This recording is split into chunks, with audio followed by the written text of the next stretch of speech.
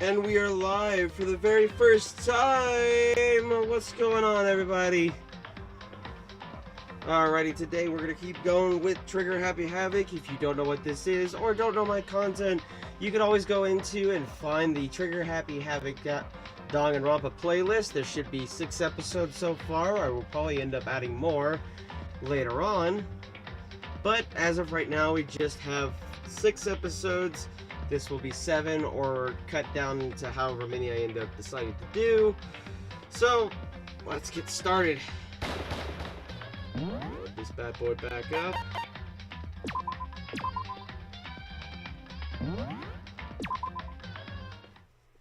Last time we were in one of our free times, we had gotten a sword because Sayaka wanted to get a self-defense weapon just to make sure she felt a little safer in the school. So, we're gonna keep going. Yes, I would like to leave the area. Let's see, we got some more free time on our hands. Who do we want to talk to? Check on that. Sayaka, Leon, and... Let's see, Sayaka, Leon, and... Toko's out there, so we'll go find Sayaka again. Sakura, that's her name. Let's see. There's Sakura. There's Sayaka. You see? Oh, Makoto! You wanted me?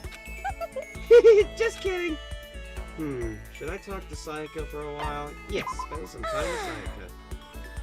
Oh, you wanted to talk to me for a bit? Sure, that sounds nice. Spend some time chatting with Sayaka. Sayaka and I grew a little closer today. Would you like to give Sayaka a present? Yes, definitely. Let's see if we can find...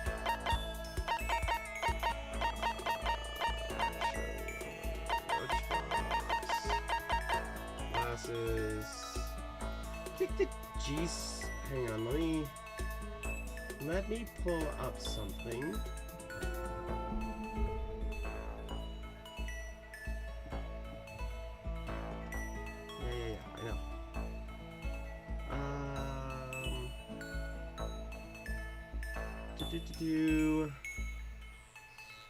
Does she like the G-stick? Or G-stick? The watch? I thought it said that everybody liked it. Somewhere. There it is.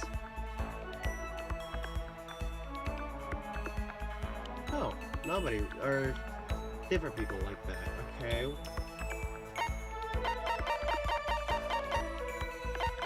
No, she doesn't like that. Cover. Mondo. Yeah, that's like nobody likes the tumbleweed.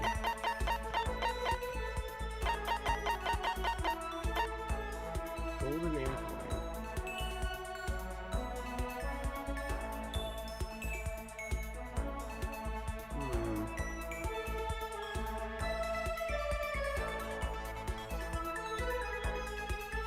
Is there anything that everybody likes?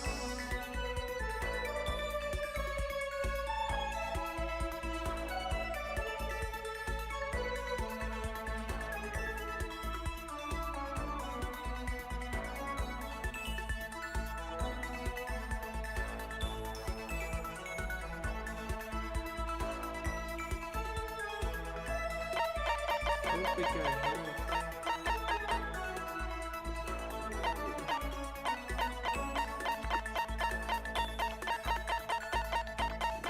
Now we're getting into key items.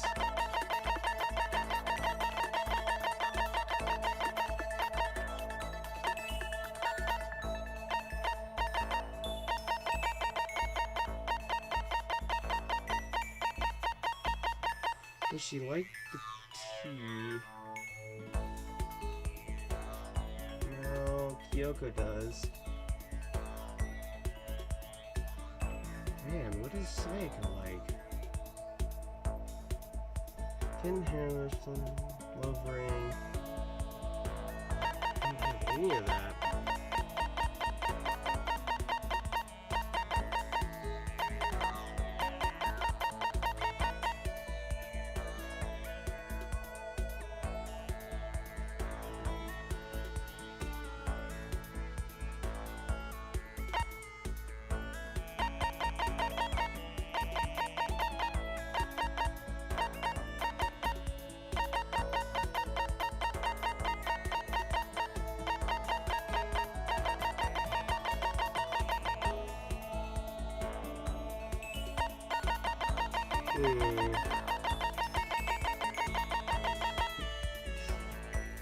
Well, that sucks.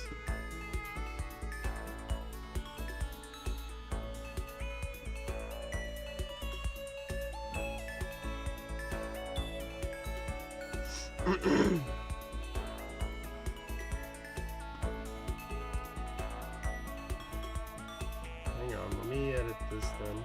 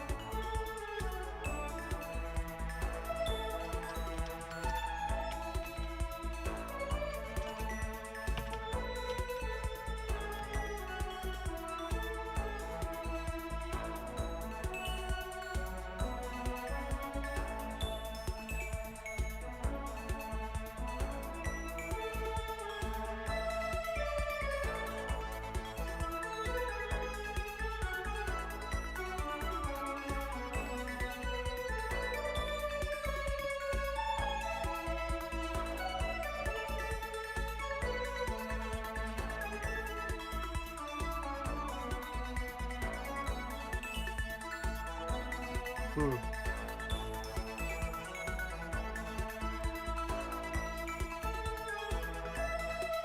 That's weird. Okay. Maybe... Would she possibly like what I got?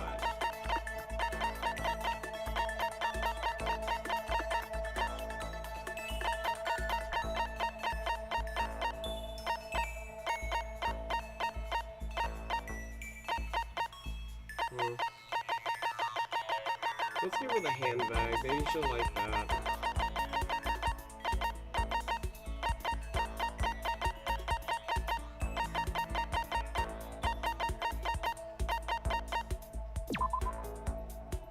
We'll give her that. Huh? Huh? A present for me? Thank you. I'll cherish this forever. Does that mean she liked it? Listen, may I ask you just one question? So polite again. What's going on? It's so polite again. It's so polite again. I'd like to ask. Do you have a girlfriend? What? That's like way out. That's like way out of nowhere. Are you embarrassed? Does that mean you do? No, I don't. Girlfriend, not at all. Listen. Then, do you at least have a crush on someone? Just wait a second. What's going on here? Why are you asking me these questions? I was just curious. I thought I'd ask. Is that bad? It's not that it's bad. But it's only natural I'd be curious, right? Because because we're classmates, going through the same thing together. Classmates. But Although that's not all there is to it. You and I are more than just classmates. More than that? We're friends. We've been friends since middle school in a way. That's true. Yeah, we're friends, of course. Oh, I thought there was a cat. So, aren't you going to ask me? Huh? What? listen. No, not what. Are you going to, aren't you going to ask if I have a boyfriend or not? I mean, it's not like I don't want to know. Of course I want to know. You're really popular, right? So I wanted to be surprised if you... I wouldn't be surprised if you did. Oh no! Nope! I definitely don't! The truth is, I'm way too busy for things like that. Then... Do you have a crush on someone? I wonder. Let's just say there's someone I'm interested in. Sayaka started staring into my eyes. I could swear her cheeks were... I could swear her cheeks were... tinged with red. I think I read that right. Wait. Me?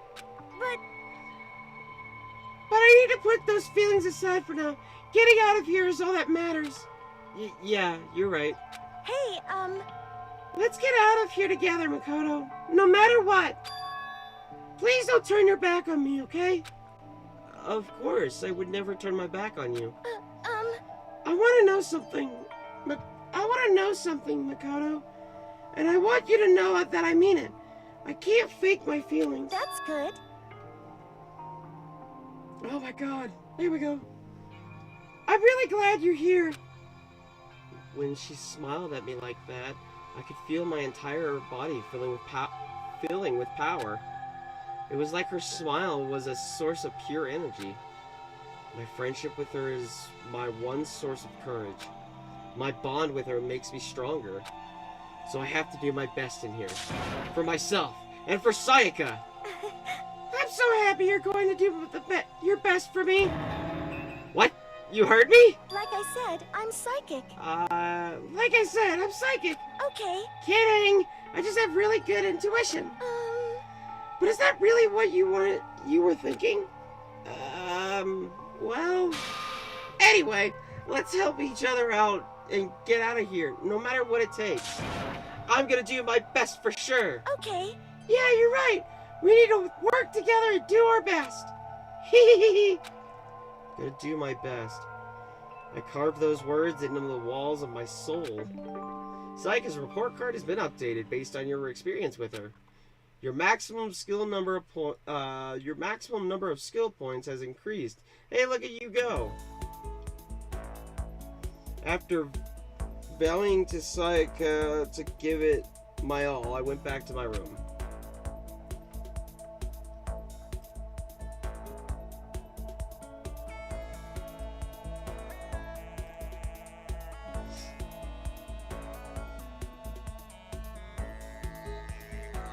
There's still lots of time left in the day. I really don't feel like just sitting here. Maybe I'll take a look around.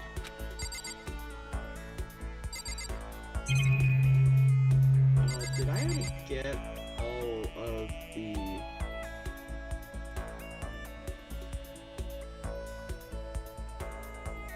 I think I did.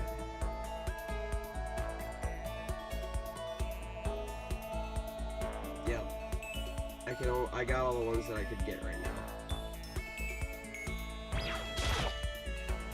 Area, yes.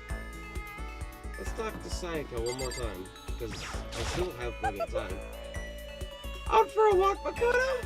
I wouldn't mind if you invited me along. Should I talk to Sayaka for a while? Yep. Okay, let's go for a walk. I think it'll help cheer us both up. I enjoyed a long, leisurely walk with Sayaka.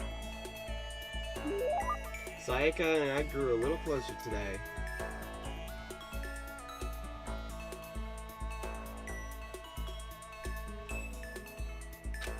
Would you like to give Sayaka a present?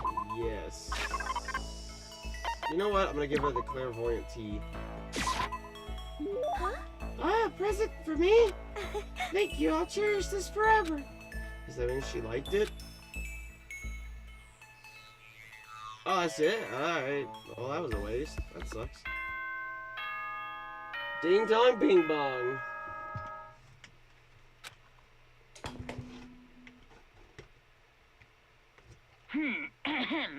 This is a school announcement. It is now 10 p.m. As such, it is officially nighttime.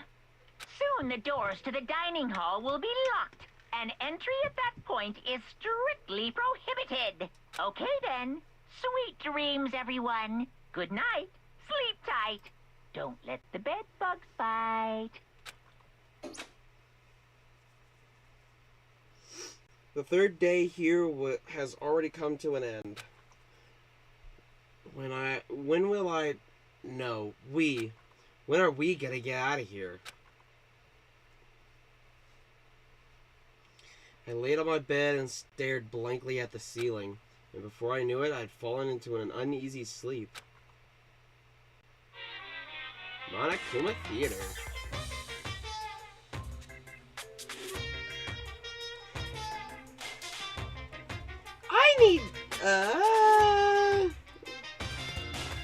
I need an immediate fast-acting pickup. Oh. I need an immediate fast-acting pick-me-up. If I don't act now, it's the same as giving into regret. What do you think guides the world? Speed, of course. That's why Formula One drivers are so popular. Any idiot can accomplish something if they take it slow. Even a human piece of excrement could create a masterpiece if they spent their entire life on it. Someone who doesn't think in a timely fashion is both wise and admirable. Straight is better than a curve or an angle. Freestyle is better than the backstroke or breaststroke. Drive-through is better than a sit-down. A Sunday comic artist is smarter than a graphic novelist. What I'm saying is, speed is the gold standard of the standard world. Which is why I said I need that pick-me-up.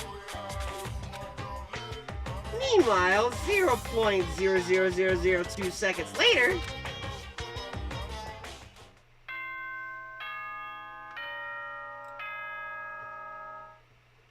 Another ding dong bing bong.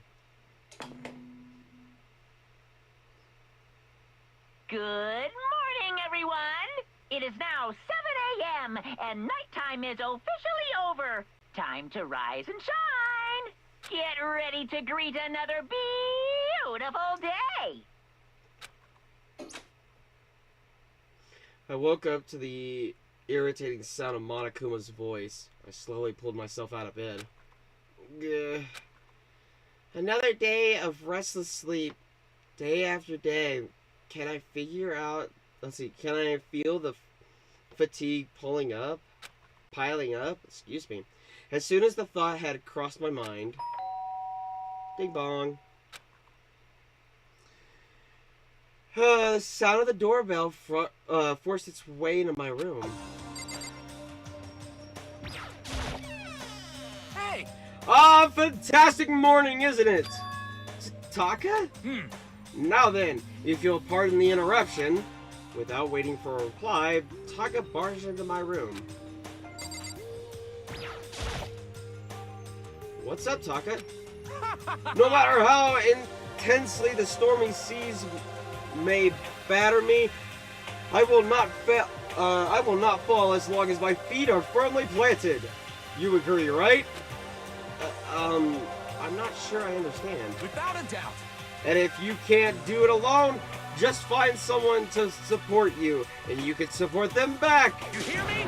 That's how you can overcome any storm. I was thinking about it last night, and I decided we all need to really come together. And that's when I realized every morning from now on, after the morning announcements, everyone should have breakfast together. Quiet down and listen. And now this, excuse me. And now is the beginning of that fateful day. Please head to the dining hall at your earliest convenience. Got it. That's all for now. I have to go let everyone else know the good news. Sokka didn't even wait for a reply. He turned and left before I could say a thing. Well, I guess I'd better head to the dining hall. And leave. To the dining hall. To the dining hall. Hey, Toko.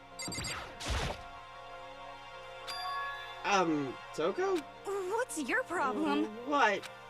Oh, I was just wondering what you're doing out here. You should probably head to the dining hall, right? I know. I just need to prepare myself mentally. Prepare herself? What is she talking about? I'm so nervous. What's she so nervous about?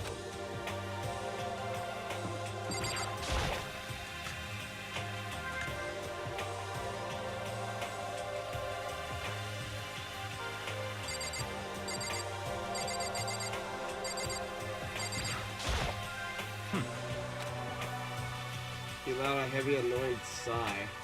I'd rather be ignored completely than suffer that kind of insult. So everybody's already in here. Let's see what everybody Hi, has to say. Makoto. Good morning to you, Makoto. She can make even a basic greeting feel elegant somehow.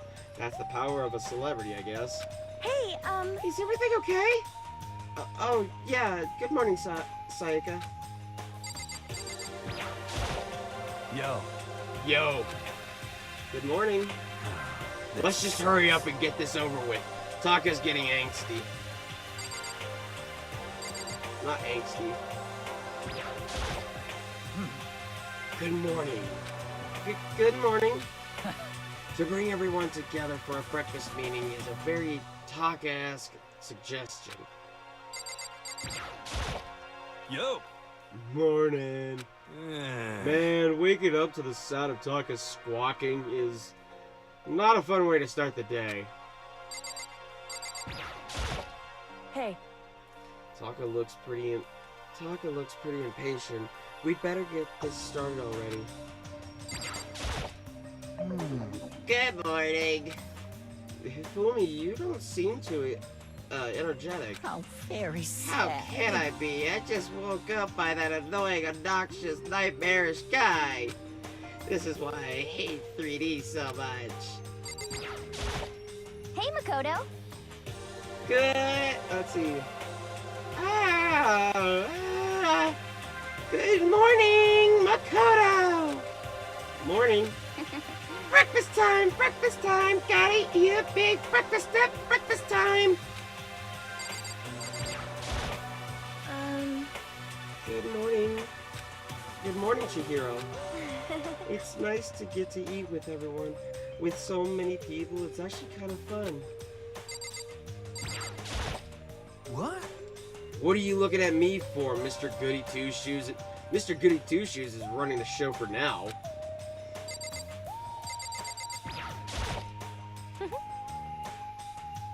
A breakfast meeting, eh? Perhaps it will keep me entertained and make life with everyone here a bit more bearable. Zuko. But more important. Okay, if I absolutely must talk to you, let's just hurry up and start the stupid meeting. Taka's gonna throw a fit if we don't. Listen to me. Okay, looks like everyone's here. So then, let's begin our very first breakfast meeting. Quiet down and listen. Everyone, thank you for making time in your busy schedules to come together. Give me a break. I didn't make time for shit. You dragged me here. I know I already mentioned this earlier, but in order to get out of here, it is essential that we all all cooperate with each other. And the first step is the breakfast meeting to allow us to become friends and build trust. So from now on, let's all meet here in the dining hall every morning after the morning announcements. Now then, let's eat. You want me to eat breakfast with other people? I've never done that before. I'm not sure. I mean, seriously? Yeah, it's been a while for me too. But more important. Well, anyway, did anyone happen to come up with any clues?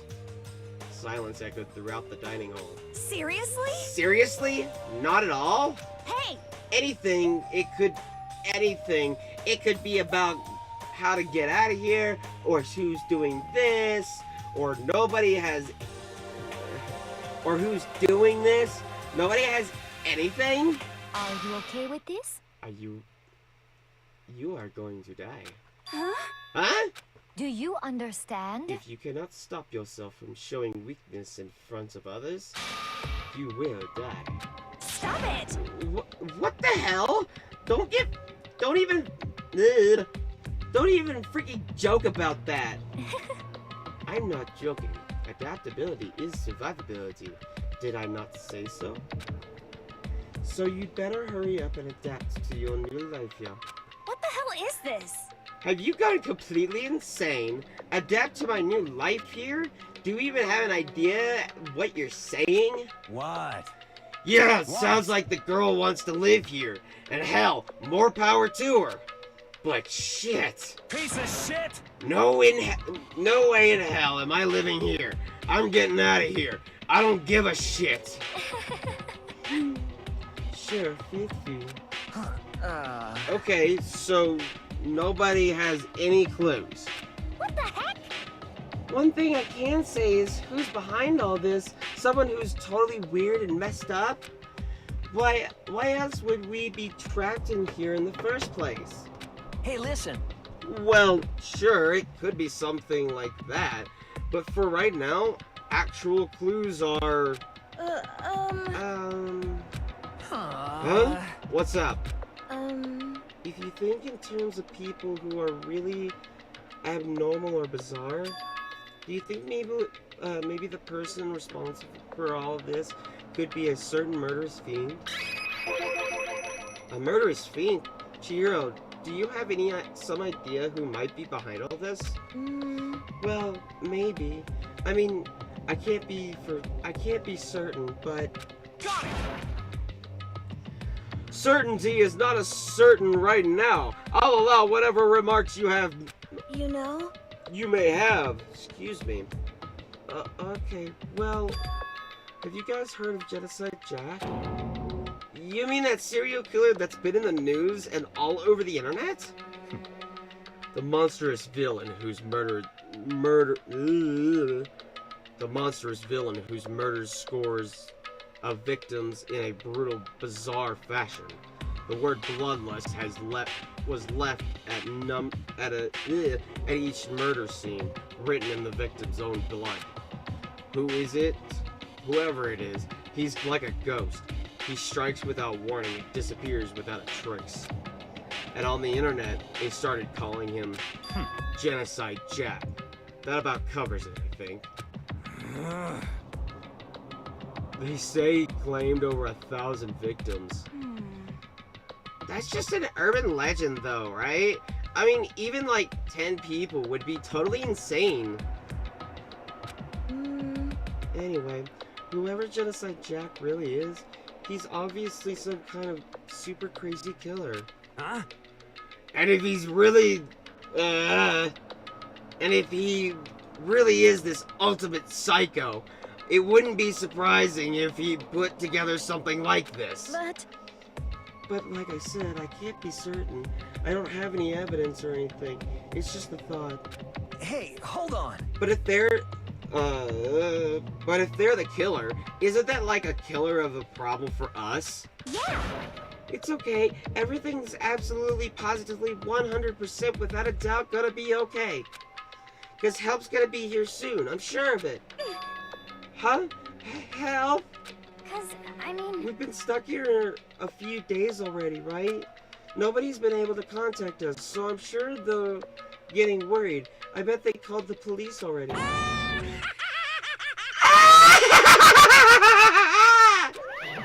what's this? The police? You're putting your faith in the police? What are you doing here? You guys? You guys, seriously? Do you understand what role the police exist to fill? They're all good for nothing. They're all... Ugh. All they're good for is being a fool, playing against a villain or anti-hero or evil organization. The bad guys come along and destroy them, and that shows just how badass they really are. Are you sure you want to rely on such an unreliable group of losers? I mean, come on! If you really want to get out of here, all you gotta do is kill! What the hell? Why the hell are you laughing? You know? I'm just impressed at the total commitment to this whole act. Come on. You're still going on about that? You're fucking dead. So, Mr. Serial Killer Psycho Freak Bastard, what the hell do you want? Huh? Mr. Serial Killer Psycho Freak Bastard, huh? That's a pretty long name. German, maybe? Hey, come on. Well, no, we know who you really are. Maybe if I ignore him, he'll just go away. You son of a bitch. Hey, don't ignore me, asshole. Okay. Let's get back into business. Your life here has already begun, and a couple days have gone by, and nobody's killing anybody. I thought all you kids were lazy and selfish, and here you are working together, but I'm totally bored! There's nothing you can say that'll make us start killing each other. I got it! Wait! I think... Yes! Ding ding ding! I figured it out! In other words... All the mystery ingredients are here. Right people, right place. So why hasn't anyone killed anyone yet? That's what I couldn't understand. But I just realized there was one important piece missing. What do you... If you want to know, I'll tell you. It's motive!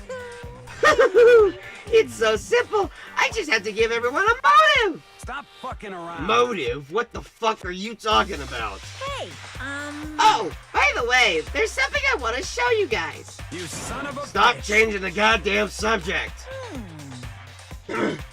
Oh my gosh, doing his voice hurts. I have a little video I'd like you all to see. Oh, but don't worry. It's not some pervy adult video or anything. Seriously, it's nothing like that. It's a special video for each of you showing what's going on outside the school. Outside the school? What are you talking about? Ooh, Master's so impatient today. Why don't you just watch it and find out? Here in the school, there's a special place you can go that has everything you need to watch the video. correct. Good, then we can go watch the video right now. But before we do that, I'd like to know, what are you? Why would you do something like this? What do you want from us? What do I want from you? Well, if you must know... Despair. That's all. Well now. If you want to know more than that, you'll have to figure it out for yourselves. Do whatever you need to uncover the mystery hidden within this school. I won't try and stop you. Because to be honest, it's entertaining as heck watching you guys search so desperately for answers. So I guess I want amusement from you too. He's gone. And once again, he left us before we could find out anything useful. Is that right? Really? I think we learned something very useful. He has no intentions of standing in our way of pursuit of the truth. Interesting. However, Perhaps, But what about the videos he's mentioned? I'm very curious to see what's on it.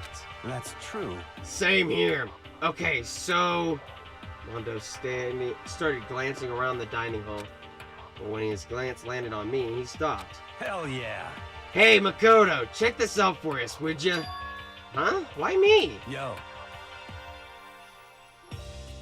Because you're closest to the door. That's the rule, right?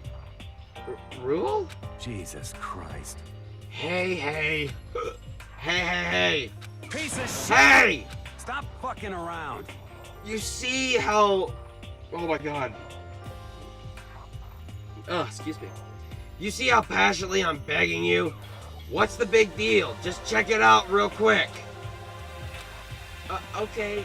I guess I'll get going then. Hell yeah. Awesome. Thanks. I owe you one. Hey, If Makoto's going, I'm going with him.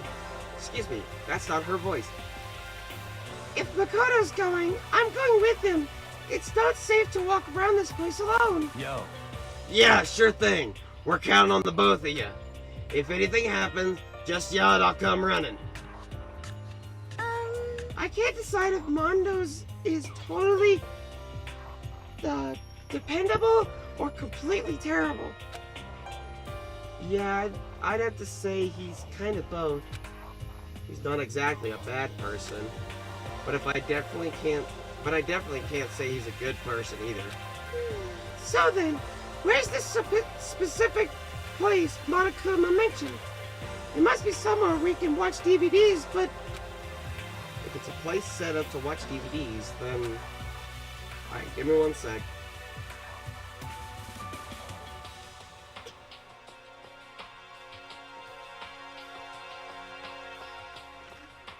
Oh, doing their voices hurts my throat.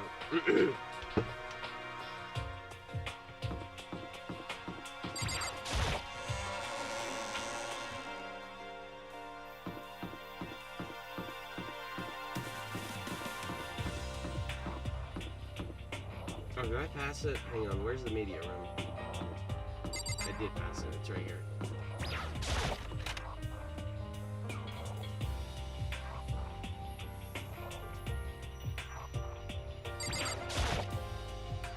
Next to the monitor is a high-end DVD player.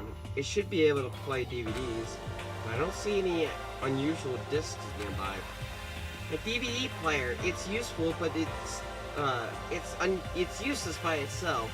If we had something to watch, at least that'd help pass the time. Nice.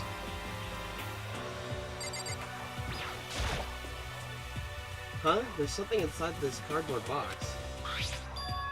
It's... Oh, excuse me. A bunch of DVDs! And each one has a label on it with someone's name. This must be the video for each of us he mentioned. hold on a I better go tell everyone. She just ran off. I didn't follow after her. I just stood right there where I was. The DVDs in front of me...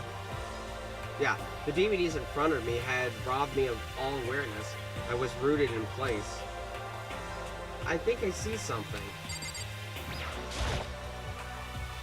The cardboard box the DVDs were in. Next to the monitor. I sorted through the DVDs. Oh, wait. Maybe I'll just... Oh. Sorry, I didn't mean to skip over that. Next to the monitors is a high-end. It'll be... I'll probably play those DVDs It'll probably play those DVDs no problem. Maybe I'll just watch mine real quick before everyone else gets here. I sorted through the DVDs I found in the box and found the one with my name on it. Then I slid it into the expensive-looking player. I sat down and stared intensely at the darkened screen, and then...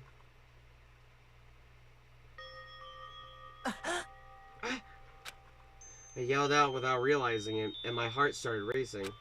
Because what I saw in that monitor, it was my family. You getting picked to attend Hope's Peak Academy is like a dream come true. Make sure you do your best. I'm so proud of you, son. But remember, don't push yourself too hard. Are you really watching this, Makoto? Good luck, okay? If it had ended there, that would have been fine. A message of love and support. After leaving my family behind to attend Hope's Peak, it would have given me hope, given me strength. If this was a normal school, I would have been happy, if a little embarrassed. With my family's support to rely on, I would have been motivated to do even better. But here, now, it was totally different. I wasn't living in an ordinary school life, so I had a pretty strong feeling that the video wasn't going to end there. I hated having that feeling, but it turned out I was absolutely right.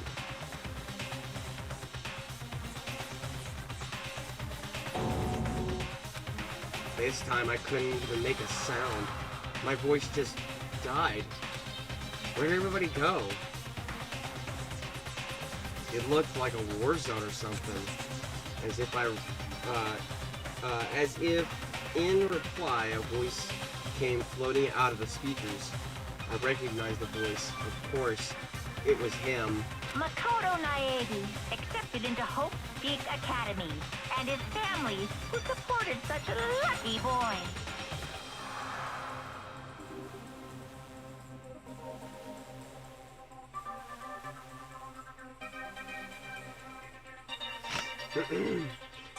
But it seems like something's happened to this family's well-being. Oh boy, this is bad. What could have possibly happened to this family's well-being? Look for the answer after graduation.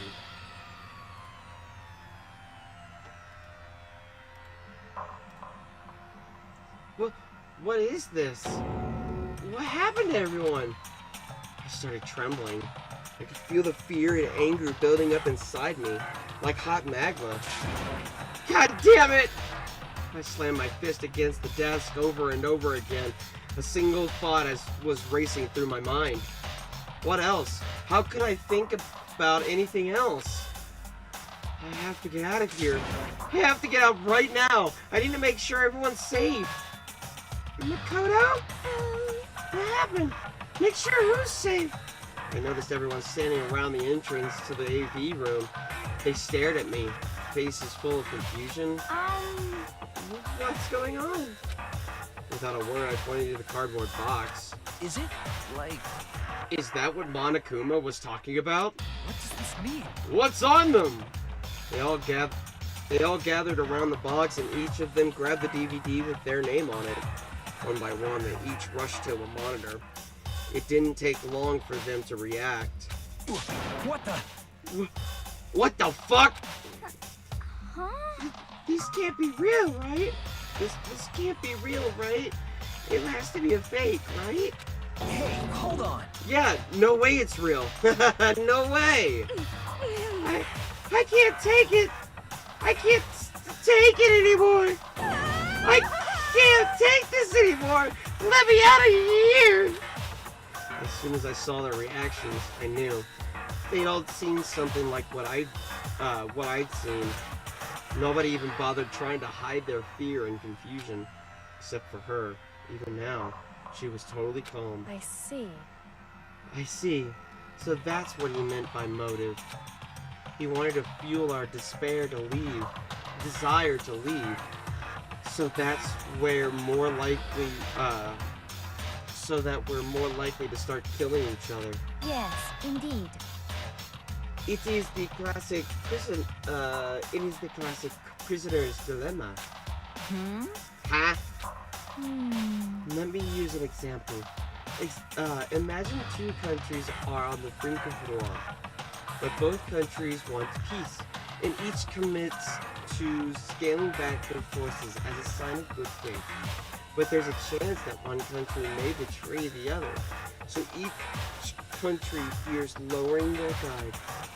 The result is that neither scales back their forces, and they both end up betraying each other. Do you understand? In other words, the fear of invincible. In other words, the fear invisible treachery becomes the greatest enemy of stability. That kind of sounds like us right now. Everyone says they'll work together, but in our hearts, we're all afraid someone might betray us. Don't put those awful thoughts in our heads. That's exactly what they want us to do. Huh? You could say that, but maybe you're thinking that once everyone drops their guard, you could just... What is this? What? Hey, This is exactly what Monokuma or whoever's behind this wants. They want us to fight. Don't you see? Yeah, you're right. We all need to calm down. So then, Okay then, maybe we should start by all just talking. Maybe we just talk about what we saw. That'll help us get everything out of our system. Besides, I think we're all super curious, right? I wonder what was in everyone's videos. I'd be lying if I said I wasn't curious. Hey, Sayaka. What was in your video, Sayaka? What's your problem? What's wrong? Just hurry up and tell us. Sayaka? I gently placed my hand on her shoulder. Stop it! She pushed my hand away and suddenly ran off. Sayaka? That's enough. Let her go. I can't do that. I have to make sure she's okay. I hate romantic comedies like this. I don't care what happens to her personally. What? That's basically your total thoughtlessness. That's because you're totally thoughtless. I'm really worried. Then why don't you go do whatever you think you have to? We don't all have to stick around together, right? I hope you are well. Speaking of which, I have my own things to take care of. Goodbye. Everyone went their separate ways. But I don't have time to worry about them right now. I have to go find Sayaka. What should I do? Everyone's really upset. I mean, how could anyone be calm right now? Why? How can someone like this, something like that even exist? I just don't understand. I don't. To be able to do something like that? Is it because they really are the murderous fiend? What was in your video, Kyoko? Well, Why should I tell you? What was in your video, Sakura? I'm sorry. My family. But I'm not upset by what I saw. If you're overpowered, you must accept your death. That is the way of my family. Damn. But still, I refuse to believe they would lose so easily. How? What was in your video, Hifumi? So soon. Before you go asking someone else, it's polite that you say what you saw first, don't you think? Well, why are you covering your ears? Yes, indeed. If I don't hear yours, I don't have to say mine. It's the art of see no evil, hear no evil, speak no evil. I don't think that's how it works. Hey Makoto, these videos are some kind of hoax, right? Right? I want to think so, but What the heck? what the hell, man? This is all one big lie. It has to be.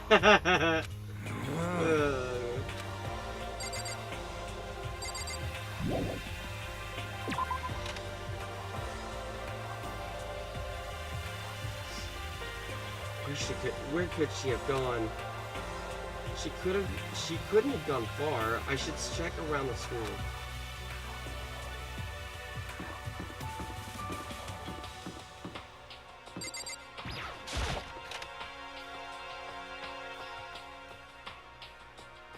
Oh, one room.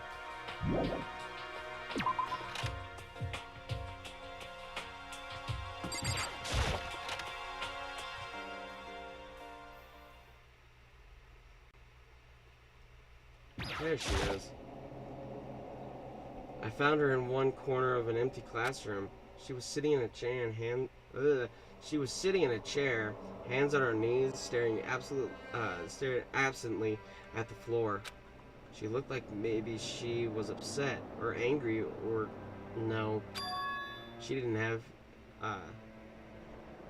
any expression at all.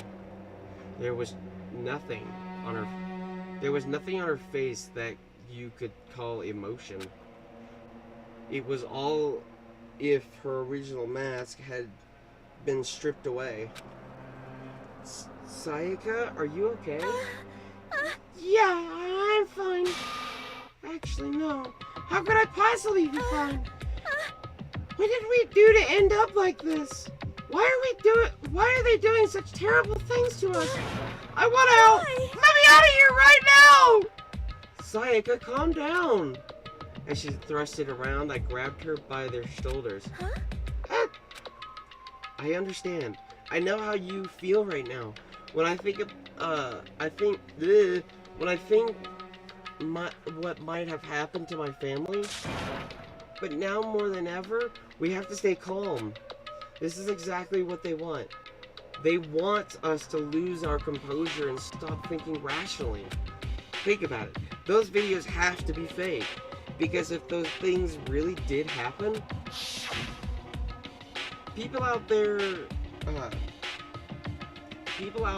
would be in an uproar. Our families, the police, everyone. Right?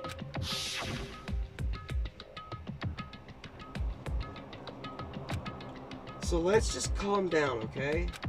Otherwise, we've already lost. I knew I was trying to convince myself just as much as her. I kept repeating those words to myself to clear away the image that had been burned into my brain.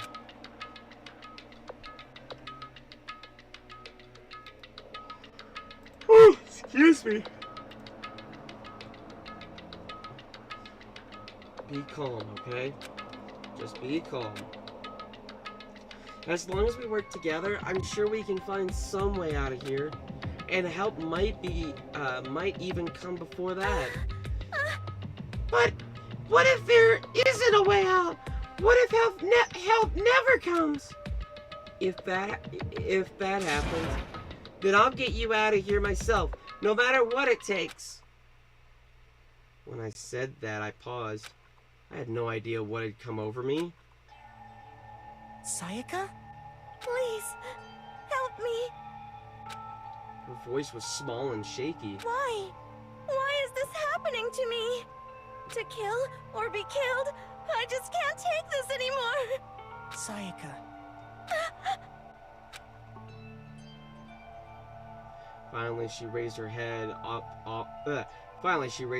her head up from my chest. She looked at me with those big, wet eyes of hers. Ew. Makoto! Can I believe what you said? Huh? That you'll help me get out here? You'll help me get out? No matter what it takes? Absolutely. Makoto, you're the only one I can trust, so please. No matter what happens, please always be there for me. I need you on my side. Of course. I'll be there for you. No matter what, I'm always on your side. I mean, you are my assistant after all. Makoto. Thank you, Makoto. Hearing you say that, I feel like I can keep going. I can get through this. As long as you're here with me. 'Cause I'm your assistant. Like you said, I'm your assistant. Oh my goodness, excuse me. The smile I'd come to know so well returned to her face. It felt a little forced, but still, it was a huge improvement over how she was just before. Hey! Hey! It's standing up! Yeah! Makoto, it's standing up! What's standing up? Come on! Do you even have to ask? Yes. You're flagpole! Get the hell out of here! Just a minute. No! I want to join in! Damn it! Well, if you won't leave, then just tell us what the hell is up with those videos. It's about to come out! It's coming out! My pristine, pure white stuffing! Thank you for clarifying, I guess. My honest, innocent stuffing is about to come out, gushing out! I pulled up my fist, took aim, and swung as hard as I could. I had never put so much energy into a single motion before in my life. I leaned back, channeling all my power, and let go with everything I had. Jack! Are you okay? If I hadn't avoided your punch, you would have just violated school regulations. Hey! But boy, you slow! I could have downed $1,000 full course dinner in the time it took you to finish your swing. Your speed, agility, alertness, passion, boldness, sense of despair, antagonization, it's all lacking! What the heck was that just now? You just wanted to mess with us. Well, for now, you want to just head back? Yeah.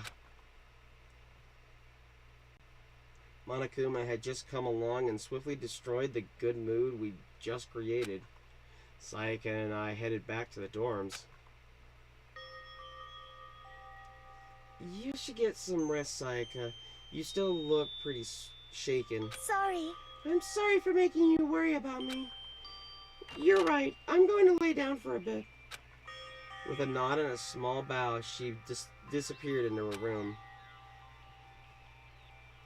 Now on my own, I headed off to tell everyone that Sayaka was okay. Once that was done, I decided to head back to my room. It was hard to think after watching that dreaded video.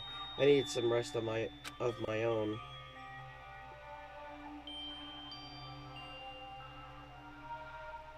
Jeez. Seriously, what's going on here? There's just so many problems. I can't even decide what the biggest problem is. That we're trapped in here? What I saw in the video might be real. Monokuma. What the mastermind has in store for us? Or are we our biggest problem? I want to get out of here. But I could never kill someone. Do the others feel the same way? Yeah, that's definitely the biggest problem right now.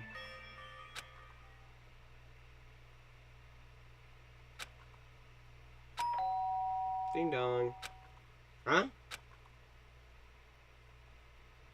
When I opened my eyes, they darted immediately to the clock. It's almost 10 o'clock. I fell asleep without even realizing it. Nighttime's about to start. So how come someone's how come someone's here? Sorry. I'm really sorry to come by so late. Sayaka?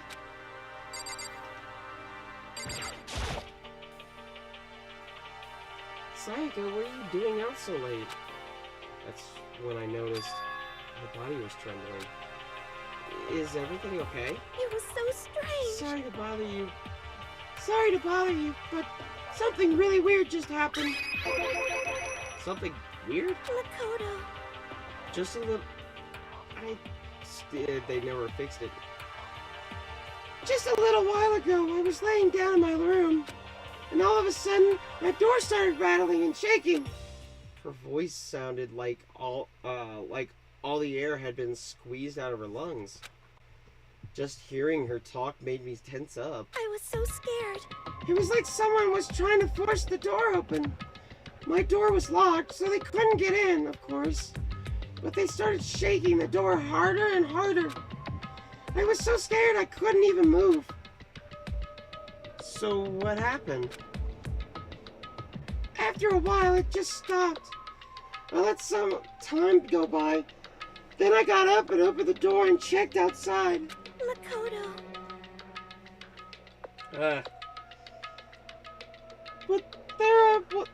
But there was nobody there. But there was nobody there. Someone tried to force their way into your room? But who could do something like that? I mean... It's not like I'm suspicious of anyone here, but still, it makes me nervous. What if something like that happens in the middle of the night? What would I do then? You don't have to worry about that, right? I mean, we can't go outside during nighttime. But that's just a promise we made, right? If someone decided to break that promise, then why don't you stay in my room tonight? Would that make you feel a little better? Huh? What? All it said in the school regulations is that we had to sleep in the dorm rooms, right? It didn't say specifically which room each person had to sleep in, so... Hey, But two people sharing one room is, you know... Oh, jeez. I'm sorry. I didn't even think about that. Honestly, that didn't even cross my mind. No, I know. Me neither. It's not even that I mind the idea, but... if you don't mind, could we maybe switch rooms just for tonight? Switch rooms? If it'll help your mind at ease, then it's totally fine with me. But I don't mind you staying in my room, but are you sure you're okay with me staying in yours? That doesn't, like, concern you? It's fine, I trust you. In that case, then. Ding dong, bing bong.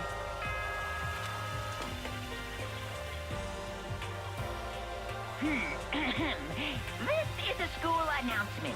It is now 10 p.m. As such, it is officially nighttime. Soon the doors to the dining hall will be locked, and entry at that point is strictly prohibited. Okay then, sweet dreams, everyone. Good night, sleep tight. Don't let the bed bugs bite.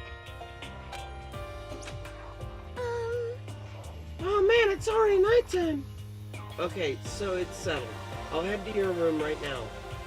Oh, if we're gonna trade rooms, we'd better trade keys too. Ah, that's right. We have to trade keys. We have to trade keys. Again? like I said, I'm psychic.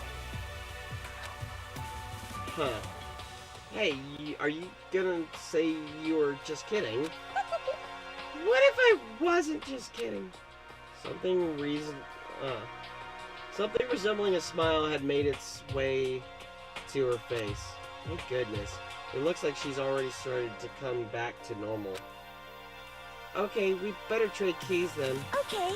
Yep, let's do it! We exchanged keys, and when I looked back up at her again, there was another worried expression there.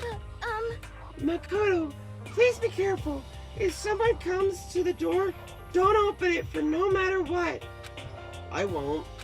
Same goes for you, Sayaka. No matter who it is, don't open open your door for anyone. Even if I'm sure it's you, I absolutely won't open it. Otherwise, what's the point of even switching? Oh, by the way, just so you know, my bathroom door tends to get stuck. There's a little trick to opening it. You have to turn the knob, then lift the door while you pull it open. Just do that and the door should open no problem.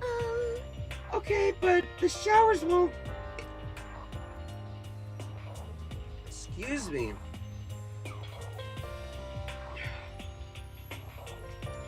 Okay, but the showers don't work during nighttime anyways, right?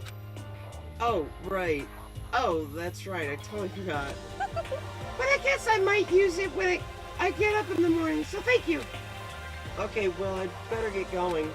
See you tomorrow, Sayaka. Hey, Oh, and about what I said before. Hmm?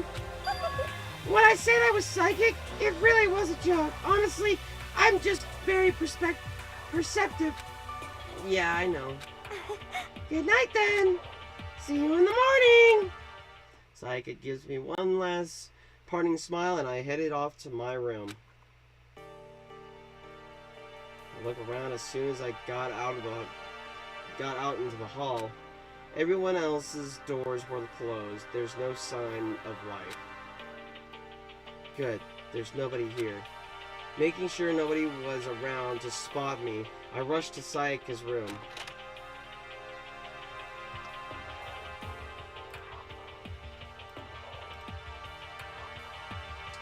So this is Sayaka's room. It really doesn't look any different from mine. It smells nice, though.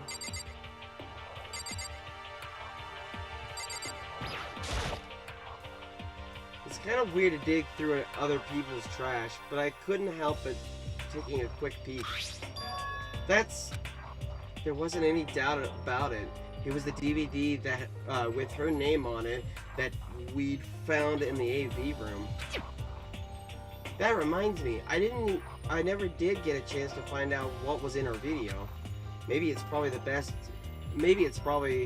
best if I wait until she brings it up again. My room came with a toolkit, but Sayaka's has a sewing kit, just like the note said. And next to it, the map of the body's vital organs. The bed itself looked exactly the same, but knowing Sayaka slept in it makes me look forward to trying it out for myself.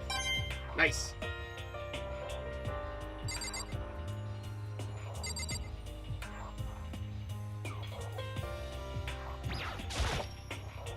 If I remember right, all the girls' private bathrooms have locks on them. I'm a little reluctant to go in. I don't think Sayaka would like me snooping around too much. I should probably go to bed soon. As I lowered myself into Sayaka's bed, a pleasant fragrance enveloped me. Sayaka's scent. Maybe it'll bring me some sweet dreams. Alright. I will be right back. I'm gonna take a little quick break. Y'all should too. Get up, stretch your legs, because sitting down for a while, yeah, that can make your legs kind of hurt. So, I will be right back.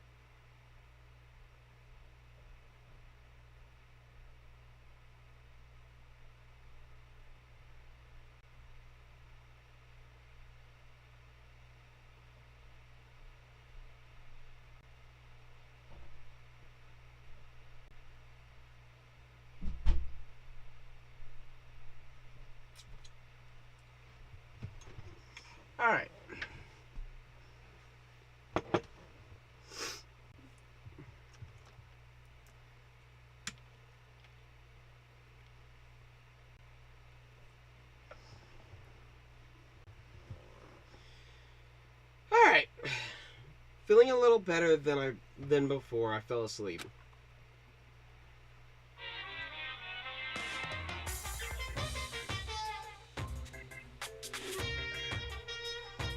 Imagine you're on a big spaceship in the middle of an intergalactic adventure. You've heard of Noah's Ark, right? We're sort of like that. We've set sail and left Earth behind. Here you don't have to worry about crazy neighbors, corrupt cops, truck drivers, or pyromaniacs. You don't have to worry about the ozone layer or asthma-inducing air pollution. And of course, you don't have to stress about studying for finals or practicing for the big game. But even our divine world of freedom has a few rules. After all, freedom can only exist because of rules. If you're really dead set on returning to that tiny piece of if you're really dead set on returning to that tiny piece of dog poo you call Earth, please do your best to follow the rules. I hope I've made myself perfectly clear. So then, let's everyone do our best to follow these new guidelines and live happily ever after together!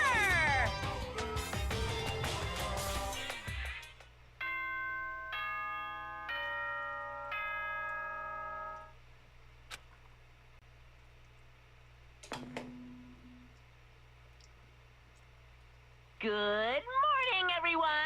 It is now 7 a.m. and nighttime is officially over. Time to rise and shine! Get ready to greet another beautiful day!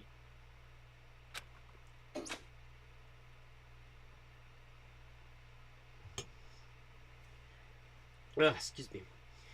I sat up, still half asleep, and rubbed my eyes. Slowly, I pulled myself out of bed. I remembered I was in Sayaka's room. I just remembered I promised to eat breakfast with everyone else. I better get going. I left Sayaka's room and made my way toward the dining hall.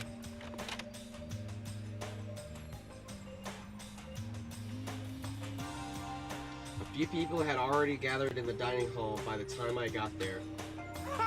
Hello, Makoto, and good morning! Can you believe it? I was the first one here this morning. Good morning. Hey, Makoto. Morning. I suppose I'm early. I figured everyone who had arrived on time could be considered model high schoolers. And the ones who showed up a little late. Yo. Sorry I'm late. My makeup just would not cooperate this morning. Ah, well, hello. My apologies, ladies and gentlemen. My morning duties took a little longer than usual. We're the types with more relaxed sense of time. Most high schoolers fall into this category. And finally, the ones who kept everyone waiting forever.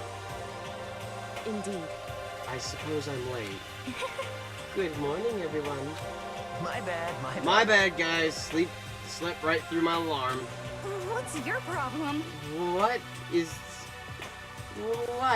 it so awful that to be late?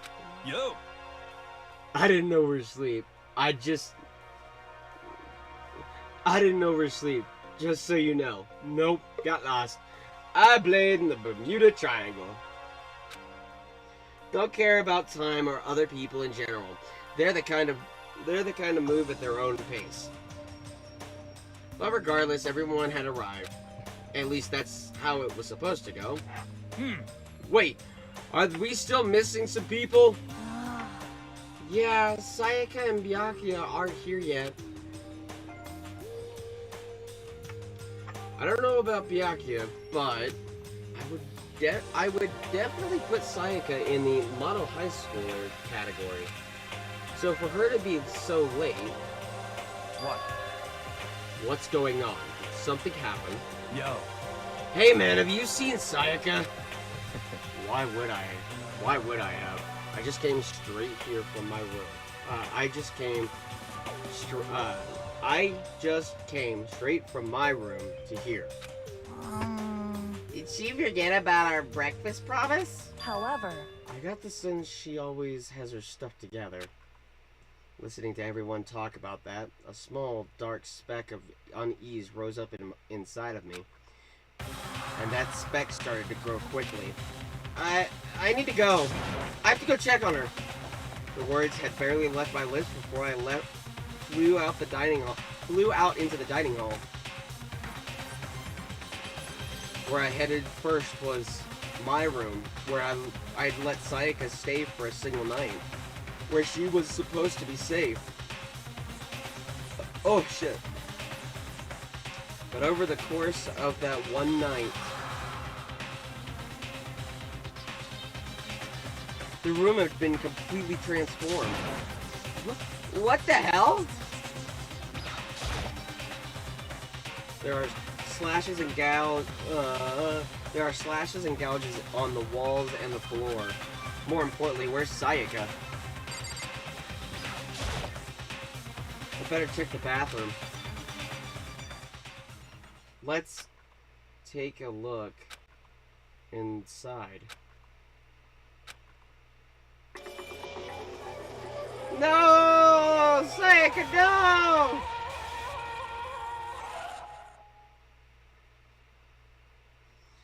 It took me a second to realize that I was screaming. What I saw dug its way through my eyes and burned itself into my brain.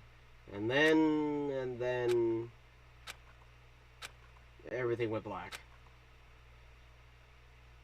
To survive. Danganronpa.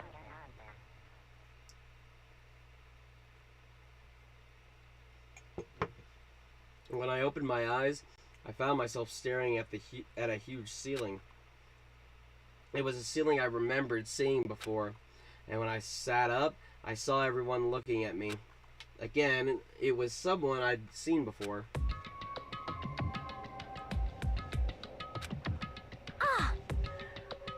You're finally awake. Finally, are you okay? Now's no time for sleeping. Get your ass up. Huh? You were unconscious, dude. I had to carry you back here. Well, It's no surprise concerning what happened. What happened? Ah! Hey, are you okay? So it wasn't a dream. What I saw, it was real? That's right. It really did happen. Sayaka is dead. A deep, dark despair worked its way through my body and then exploded out at me. I shot up and took off running.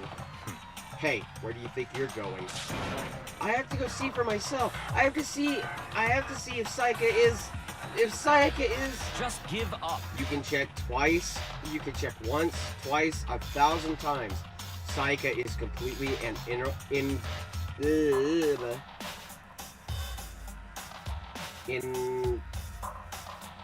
irrevocably dead. Irrevocably dead. I think I said that right. I don't know. Sayaka is completely irrevocably dead. There we go. Sayaka is completely and irrevocably dead. No, I have to see for myself. Why? Listen to us, man. What do you think's gonna happen if you go back there? Well, what good is it doing? Excuse me.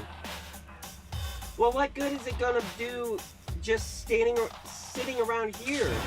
I mean, why are we all hanging out in the gym at the time like this? Our friend Sayaka, she's dead. Dead.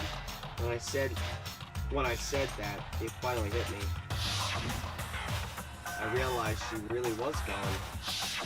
calm down. None of us want to be here right now either. Then why shouldn't it be obvious? Monokuma, he told us to come here. Well, hold on. Don't talk like that. We all protested it. I mean, we remember the terrible price Sayaka had to pay. But So... I'm the one who convinced them to come. Right now, we need to do whatever she says. We're his prisoners, right? It's not a good idea to defy him without reason. Correct. We didn't need to make any more sacrifices than we already have. Why should we listen to anything he has to say? It's obvious he's the one who killed Sayaka. Wrong. I would never do that! If you could believe anything, you could believe that! He's here again. Hey, Unless someone violated a school regulation, I absolutely will not interfere. I can promise you, I won't do anything that goes against the purpose of the school life here. listen up. I'm famous at safari parks throughout the world for following the Bear times 1 rule. But... Then who did it? Who killed her? Come on. You already know the answer. The one who killed her is one of you. Nobody had a reply to that. One of us killed Sayaka? Don't be stupid. That's... What? What's the matter? You guys look like you're about to see a... You look like you're about to see a dove get shot up with a Gatling gun. Don't you remember what I told you when this all began? One of you decided to kill Sayaka so that you could graduate. Someone's just following the rules. There's nothing wrong with that. well... You're lying, right? Of course he's lying. I'm telling you, he killed her. Wrong. Nope, sorry. One of you is the bona fide killer. If they wanted to, the one who did it could testify to that little fact. What? Without thinking, I looked around at everyone. They all had the same look on their face. Everyone looked at each other with a combination of fear, suspicion, and confusion. Are you serious? What is Someone killed someone? It is amazing what some people are capable of. this? Just hold on. Hey, hold on! Don't just assume they're telling the truth. Stop talking. That's enough. Before we do anything else, I'd like to confirm something with the stuffed animal here. If one of us really did kill her, that person gets to graduate from the school, right? Huh? Come on. Don't play dumb. That's what you said, isn't it? If you killed someone, you get to leave.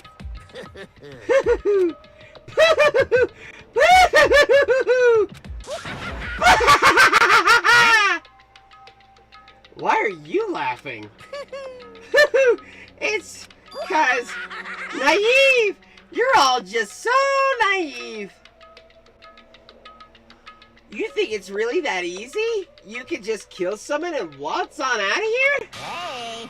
You're Come super on naive, now. delusional, devilish naive, hellishly naive. No. The real thing has just begun. The real thing? Now then. Are you ready? Allow me to explain the second part of the rule regarding graduation. Just like I explained before, you must kill someone if you want to leave. However, even if you do that, there's still one more part to the agreement you have to uphold, remember? Then perhaps... Are you referring to the rule... are you referring to rule number 6 of the school regulations? If you are the black one that commits the murder, you cannot be found out by the other students. Is that what you are talking about? That is what you are talking about, is it not? In other words, Bingo! It's not enough to kill someone. You have to actually get away with it. which naturally means you need a system in place to assist. No. Which naturally means you need a system in place assess whatever whether or not to assess whether or not it's not been gotten away with. So, a certain amount of time after a murder has taken place, a class trial will begin. Class trial? Yep. It's begun it'll begin a few hours after the murder. Everyone will gather together, including the Blackened, who committed the murder. And they and the spotless students will all engage in one big debate showdown. During the trial, you'll have to present your arguments about who you think the Blackened is. And once everything comes to an end, the outcome will be decided by popular vote. If the answer you've arrived at is correct, only the one that disturbed your peace will be punished. The rest may continue their communal life. However, if you choose poorly, then the one who got away with murder will survive, and the rest of you will receive your punishment. Which of course means your school life will come to an end. As far as class trial rules go, that's all there is to it. Well... So, what exactly is this punishment you keep talking about? Oh, well, to put it simply, it's execution! Execution? What? And by execution, you mean... Execution is execution. Execution! Electric chair. Zzz, zzz, poison gas. Torn apart like a paper plane in a hurricane. So to make sure I understand, if we get the culprit right, then only they die. But if we get it wrong, all the rest of us get executed? Well, What a smart little chimpanzee you are! Look at you! Look at you! Implying you didn't do it without actually saying it! So it's basically what the outside world calls a lay judge system. Or an inquisition type thing. Which means you'll be deciding who you think the killer is. But judge carefully, because all your lives are on the line. Okay, let me just add the rules I just described to your handbook. Make sure you read it carefully. Hey! Wait, hold on a second. What the hell are you talking about? You're freaking insane, you know that? Hmm? What the... A class trial? What the hell is that? I don't want anything to do with it. what's this? Why not? Stop it! What do you mean, why not?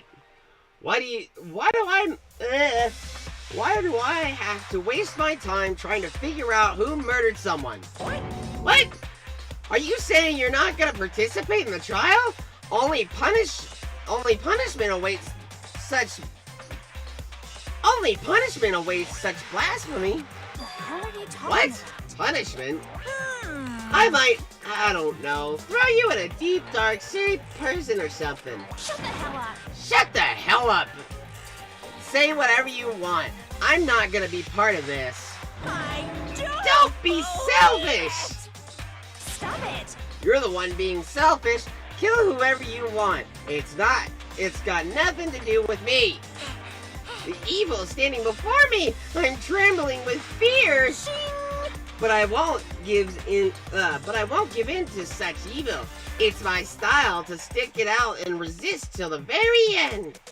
If you really wanna get out of here, you'll have to go through me first. As he said that, he came charging at us, although it was more of a waddle. But then... enjoying yourself now? Are you? Violence against Headmaster Monokuma is not allowed. You violated a school regulation. I invoke the mighty summon spell. Help to me, godly spear, Gungnir.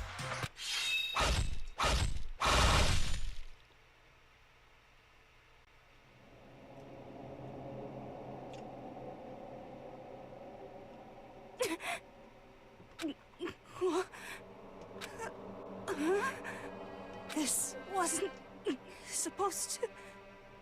Why me? Suddenly, right at the end, her eyes shot wide open. And just like that, she never moved again. No way! What the? I don't... This can't be real! No way! Well now. Now I am painfully aware of the great power of the meaning. Now I am painfully aware of the great power and meaning of a promise. I really wanted to keep a corpse from popping up for no good reason, you know? But I guess you all needed to be taught a lesson I guess you all needed to be taught a lesson after all. What an amazing promise. But now you guys understand, right? Now you see just how serious I am. Defy me and you get shot full of holes, exploded, buried alive, disintegrated, etc. So, if you don't want that to happen to you, you'd best obey those school regulations. Junko's body had been impaled with a bunch of spears. An unbelievable amount of blood started pouring out of her body. It was the first time I'd ever seen the moment someone's life came to an end. Nobody there could deny what they'd seen. Junko, who until just a second ago had been our friend, was dead. She died. She'd been murdered. In simple terms, it was the death of a human being. Wait, It's really not all that shocking. She just died. That's all. Just went and died. There's no more remarkable than the uninevitable demise of the entire human race. It's just as natural as the eventual end of the world itself. This isn't some superhero comic, so it's not like when you die, you don't really die. This is reality! why? Why did you have to kill her? Didn't you say you would put her in a prison or something? I changed my mind. I knew it. No, you've been waiting to kill this entire time. Say what? Kill this entire time? Don't be silly! You can't kill time! Or are you being metaphorical? Are you saying I wanted to waste time this whole time? Kill it! Come on! What do you take me for? I'm Monokuma! Well now. Anyway, one of you, none of that matters right now. I have something I'd like to give to you. Oh my god. I have something I'd like to give you to help your search for the Blackened. Oh god. This little file has all the information I've gathered about the death in question. I like, oh my god. I like to call it the Monokuma file. Oh. I mean, naturally you guys aren't experts at this kind of thing. So you can only do so much with a corpse. So instead, I've gathered up everything I know about these circumstances and cause of death. What's that? How do I know the cause of death? You ask? because the surveillance cameras picked up the whole thing. I got to see it all go down. So then... Wait, so then you know who killed Sayaka? Of course I do. If I didn't, I couldn't possibly pass a fair and accurate judgment during the trial. Now could I? Correct. That's a good point. The judge has to be able to make the proper decision. That's somehow comforting. Well, Now then, please put your full effort behind your investigation. After all, you don't have any choice but to give it your best shot. Seriously, you don't have a choice. Okay, so we'll meet up for the class trial in a little while. And with that, Monokuma disappeared once again. He left us stunned and confused. He left us at a total loss. He left us with Junko's dead body growing colder right in front of us. And for who knows how long, nobody said a word. The fact that Sayaka and Junko were dead was a huge shock, of course. But there was more to it than that. It was also the idea that one of us had actually murdered someone. And that if we didn't find out who it was, we would all die here. We'd find ourselves in a situation where we couldn't help but look at each other with open suspicion. It was the worst situation imaginable, and yet, even in such a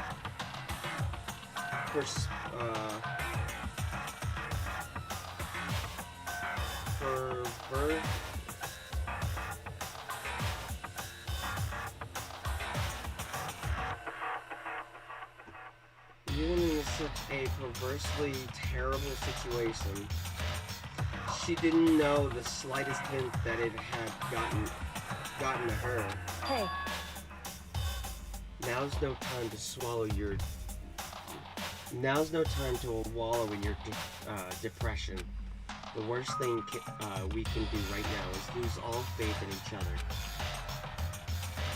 That would lead to the same disastrous result as having total faith in everyone else. What? Huh? In other words... Cooperation is absolutely key at this point.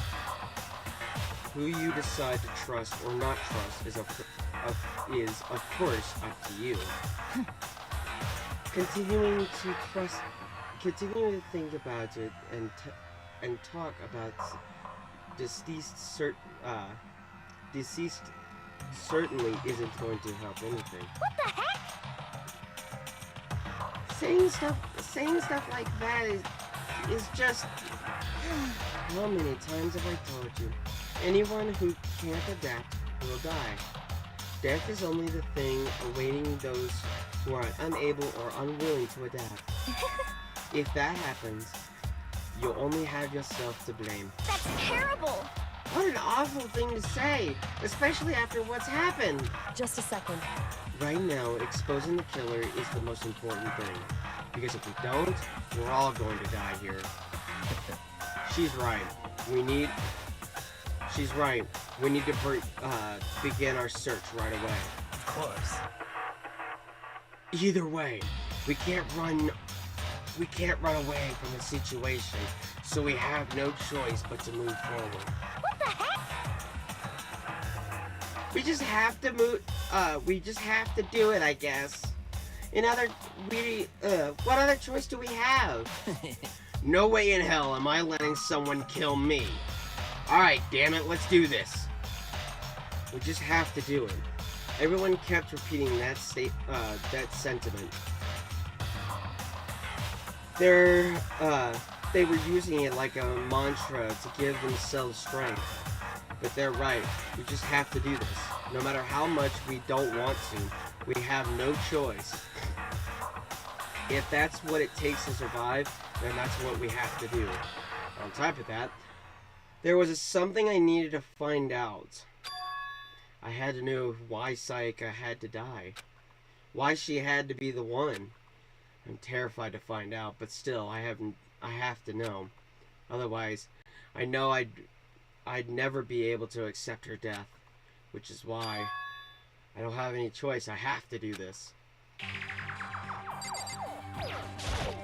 Hey, Before we get started searching for Sayaka's killer, we need to decide what to do about securing the crime scene. What do you mean?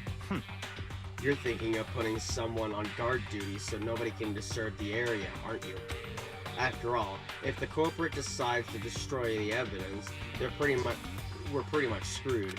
Hey, In that case, I don't mind doing it. I don't like having to think anyway. I'll let you guys figure out who killed that chick. Okay, then we can let Mondo look after the scene. Well, no. We can't just leave him there alone. what? What? Why the hell not? Stop talking. Isn't it obvious? If you were the culprit, that's the first thing you would do. By volunteering... Oh, excuse me. By volunteering for guard duty, you're in a position to destroy all the evidence you want. What? Fuck you! So then. Fine. Excuse me. Fine. Then I'll stay there on guard duty as well. That way there's no problem. Two-player co-op based defense with the two of them? With their stats, they're totally OP! Since we won't be able to help investigate, we're putting our faith in the rest of you. But I'm still pretty freaked out, but I'll try. anyway, We're going to find out who the killer is. Because if we don't, we're all going to die here. Huh? Is this really happening? Don't fuck with me. Screw that piece of shit bear. Huh? Huh? What's going on? We can't run away from this situation, so we have no choice but to move forward. what should I do? Someone got right in front of us. They...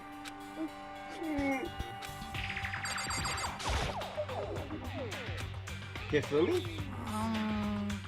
Consciousness has crashed. Restarting now. Please wait a moment.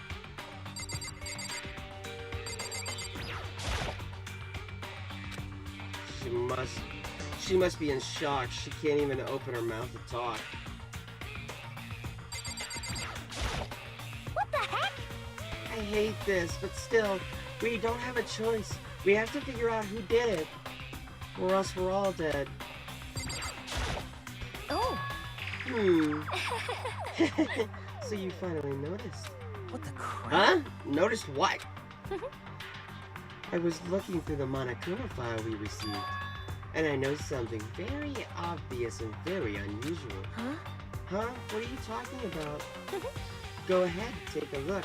Notice anything interesting about where Sayaka died? She died in Makoto's dorm. ah, What? She's right. Then could it be?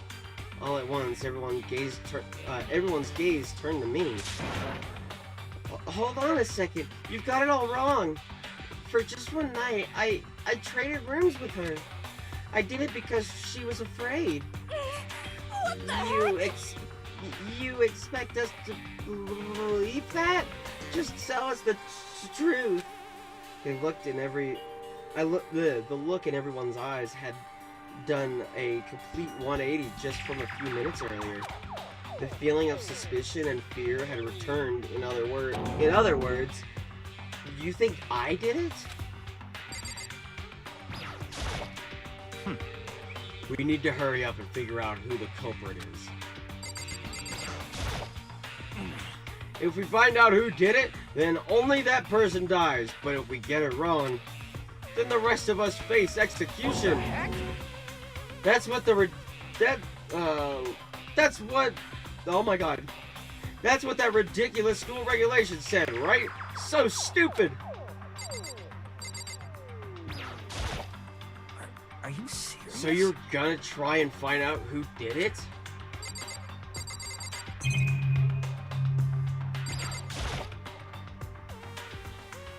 gently placed my hand on Jupil's lifeless body. I touched her wrist to check for a pulse, like they do in movies and stuff, but she really is dead. There wasn't anything else to say. She was gone. I don't know why you even bothered to check. After those injuries and losing that much blood, frankly, I'd be shocked if she did survive something like that. Huh? Hold on. Hold on! Just wait a second. She's dead? Then that means... What? That means everything that's happened so far is real? This isn't a joke or whatever? It's real? It's really real? Hell no! Someone save me! Let me out of here! Somebody help me! What's your problem? You're just now accepting that? So then, Are we all done talking? We need to begin our investigation soon. All this, at this point, we should just split up. We need to get to the bottom of this and find out who killed Sayaka. We'll have to collect clues from a foundation, then construct an argument to come to a final decision. If we get this wrong, so... well, do I really have to say any more? Actually... I'd rather you didn't. Now, Goodbye. everyone pray for good luck. With that, Kyoko hurried out of the gym. Goodbye. I'll be going too. And just like that, Kyoko, he was gone before. And just like that, I think it's supposed to say Byakuya. And just like that, Byakuya, he was gone before we realized it. Yo. Oh yeah, I'm on guard duty, huh? I'd better head to the scene of the crime. Ah, that's right. Hey, damn it. Let me just say this right now. If whatever son of a bitch did this right now is here right now, and they're thinking of destroying that evidence, You're fucking dead. they'd better not let me find him. I'll skip the trial and cave their goddamn skulls in myself. I'm serious, I will fuck them up. Letting his deadly words hang in the air, he and Sakura ran off. So, But, I mean, we're not detectives or anything, you know? And we're gonna investigate a murder?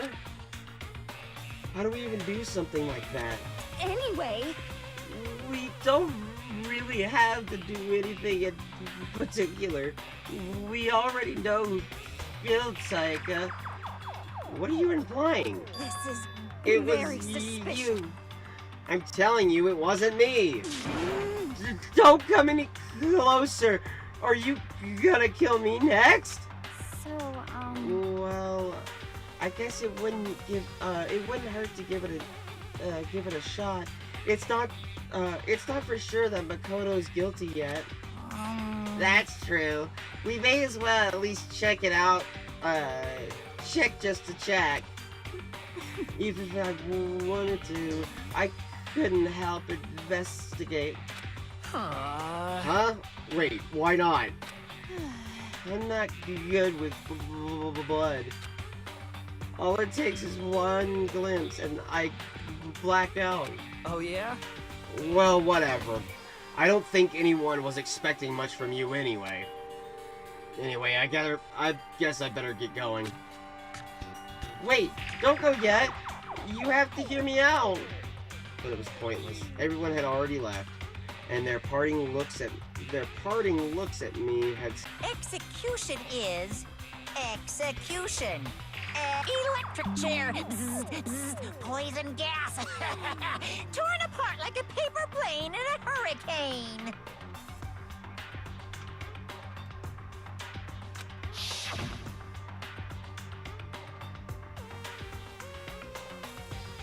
I can't let that happen.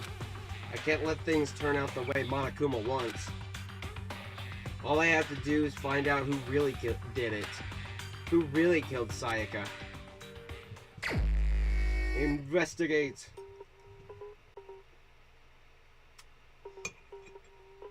I guess I should look through the Monokuma file we got before. The victim was Sayaka Mizono. The time of death is estimated to be around 1:30 a.m. The body was discovered by in Makoto's room in the dormitory.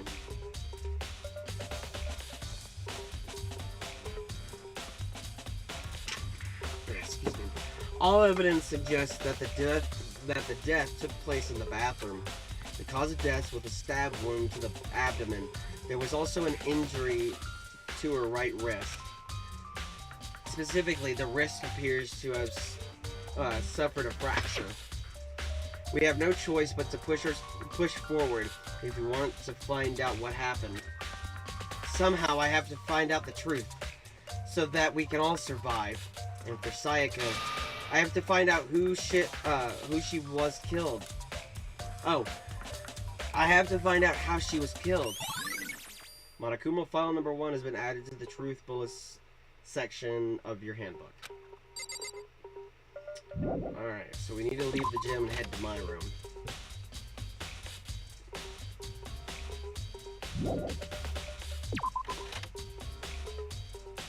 First of all, I should head to the scene of the crime, my room. We won't make any progress without investigating there. So I headed to my room where Sayaka's corpse still remained. I better examine the state of the room a little closer. That might reveal something new. There's a key on the ground. It has my name on it. So this must be my room key, if I remember correctly. Ah, that's right! We'll have to trade keys! When we switched rooms, we switched keys too. So Sayaka would have had the key here in my room the entire time. Wait, if that's true, then how'd the killer get into the room in the first place? Could Sayaka have forgotten to lock the door? No, that seems impossible. The same goes for you, Sayaka. No matter who it is, don't open the door for anyone. Even if I'm sure it's you, I absolutely won't open it. Otherwise, what's the point of even switching? After saying that, there's no way she would have forgotten to lock it or open it for any reason. Maybe we should drop the key, maybe she dropped the key somewhere and someone else grabbed it or something? No, that's not possible either. Sayaka was in here when we switched rooms. And with how scared she was, she wouldn't have gone walking around. So she couldn't have dropped it. So how did the killer... Switched rooms has been added to the truth bullet section of your handbook. This is the replica sword I brought back from the for self-defense. Does this mean it was used in the attack somehow?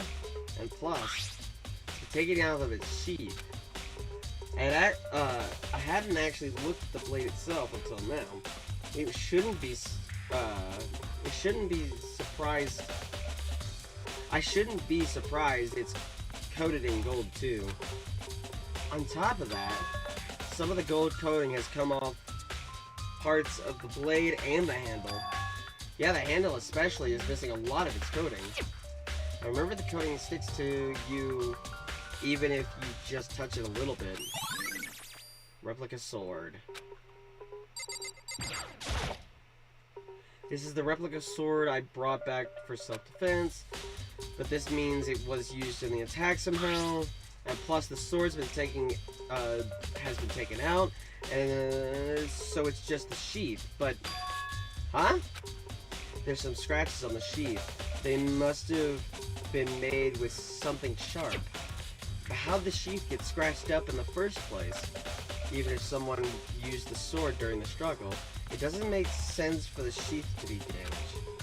I mean, if you're gonna attack someone with a sword, the first thing you do is unsheath it. A heavy sheath like this would only get in the way. It could just slide off in the middle of the fight. So why were the scratches on the sheath? Replica sword sheath. There are gashes. There are gashes in the bed, like someone attacked it. What the hell happened here? Toolkit is still inside the drawer. I don't see any evidence that it's been used at all. Which makes sense, I guess. I mean, it's mine, and I haven't had any reason to open it. I can't even imagine a situation where I'd need a toolkit like this. Yo. Yeah, seriously. Oh, Mondo. What? We haven't... What? We aren't exactly in the mood to be building fucking furniture, right? So you haven't used yours either? You haven't used yours either, then? What? Not just me. What? Nobody's busted theirs out. Nobody's busted theirs out yet, far as I know. Actually, we were talking about it yesterday. By the way. None of the guys have opened their toolkits yet. Cause, like, why the hell would we? Toolkit.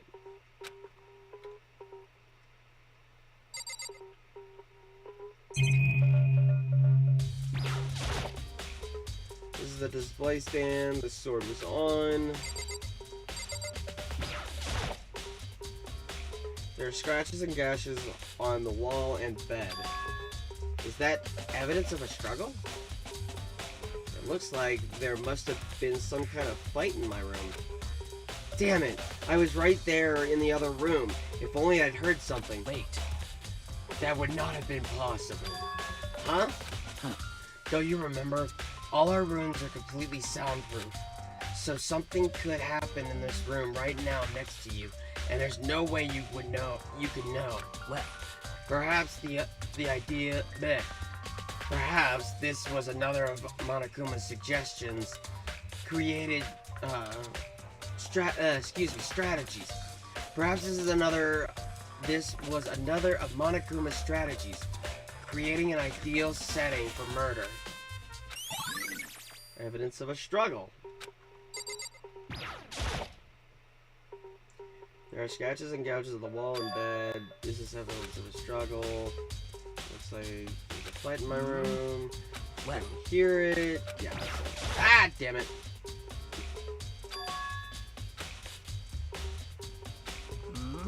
well. There we go. Hey, Kyoko.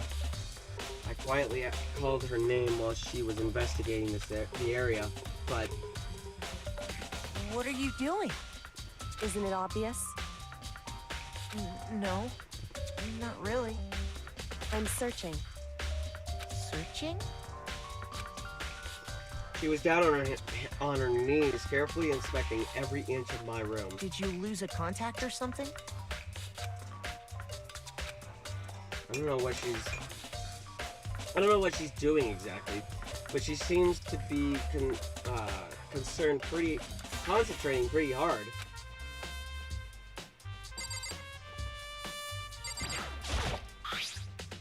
Huh? Looking at the lint roller, it looks like there's way less than there was before.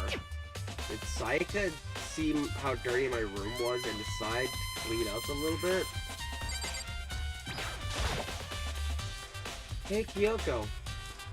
I quietly called her name while she was investigating the area, but What are you doing? Isn't it obvious? No, I'm searching. Searching? she was down on her knees, carefully inspecting every inch of my room. Did you lose a contact or something? I don't know what she was doing exactly, but she seems to be concentrating pretty hard on it.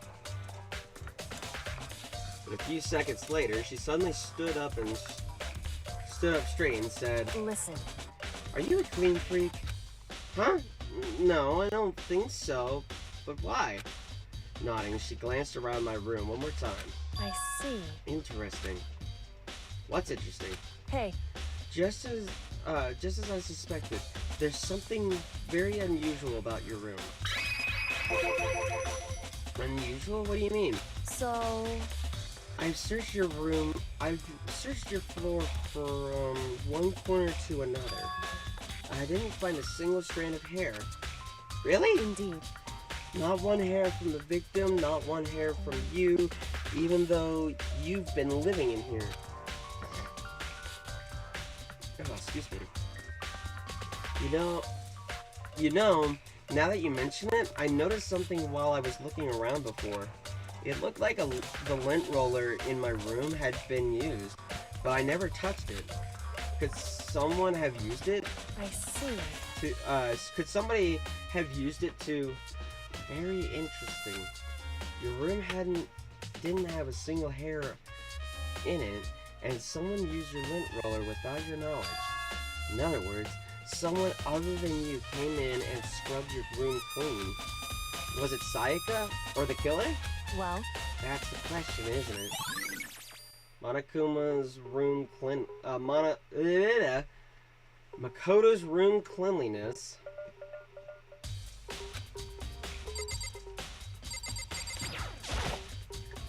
The bathroom. And on the other side of this door. No, I can't let it get to me. I can't afford to freeze up now. Forcing myself to push my panic down, I stepped into the bathroom. Looking at her, it made it painfully clear it wasn't a dream or an illusion. She had lost everything that made her, her. Sayaka. All at once, I was overcome with dizziness, nausea, and the urge to burst into tears. But I can't hesitate now. Why? Why did Sayaka have to die? I have to uncover the truth. I have to find out what happened. I wanted to give up. I wanted to collapse. But that thought held me up and supported me.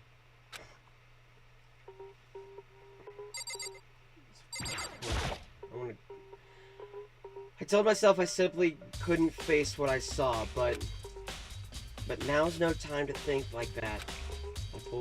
I pulled out the Monokuma file to verify what it said about her body. Some sort of sharp object had been thrust into her stomach. That must have been the killing blow. But whatever they used to kill her, where'd they get it?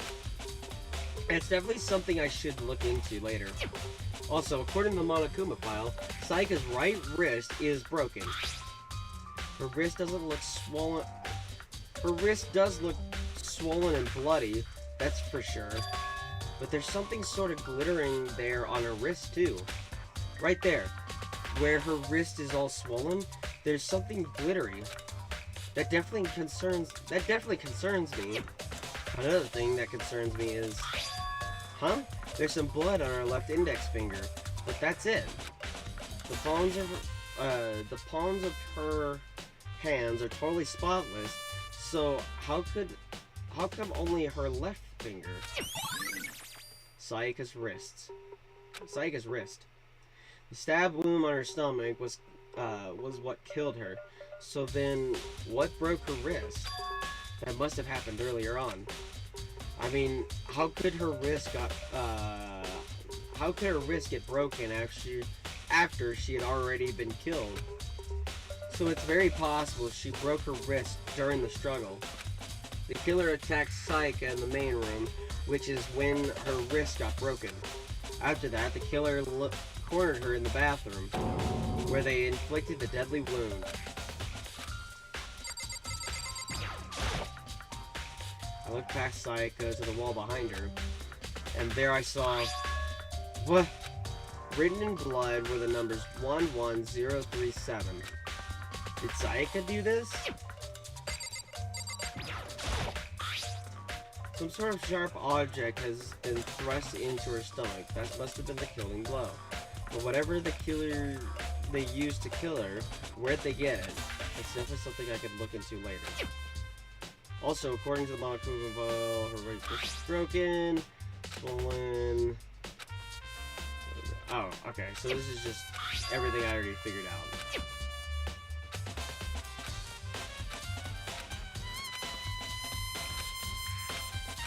Yep.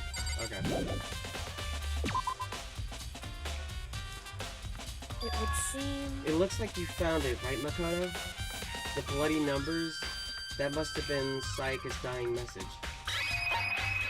What do you mean by dying message? So... It's something a victim writes right before they die. Usually a way to tell people who killed them.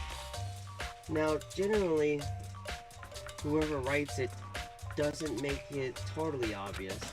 They'll either write it somewhere the killer wouldn't notice, or write it out in code or something. Wow, that's pretty incredible. Hey. Have you heard of... Oh my god. Have you ever heard of Ellery Queen? Who? Whew. Never mind.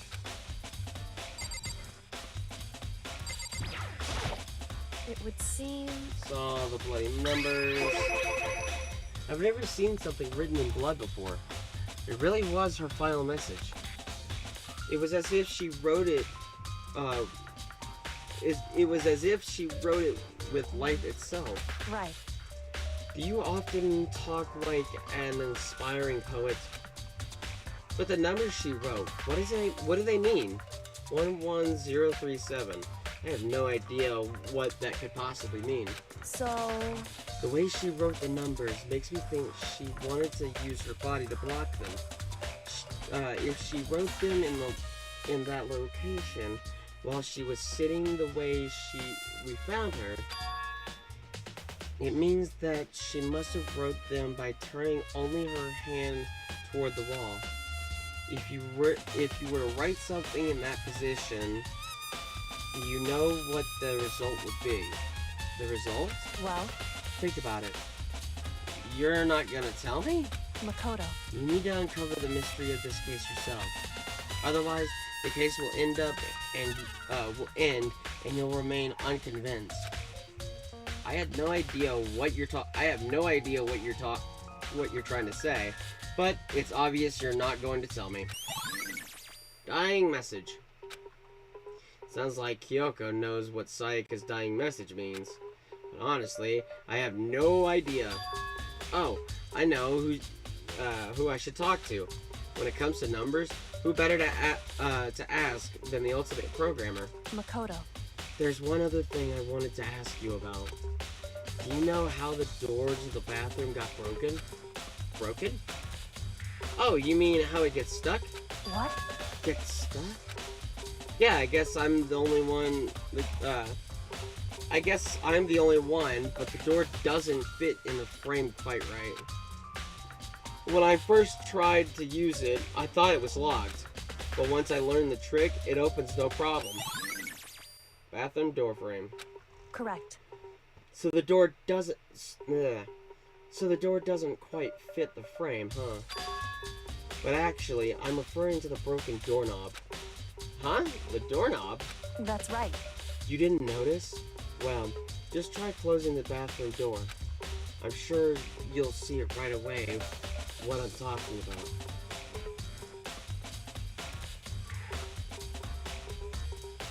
I did what Kyoko said and shut the door. Huh? The doorknob!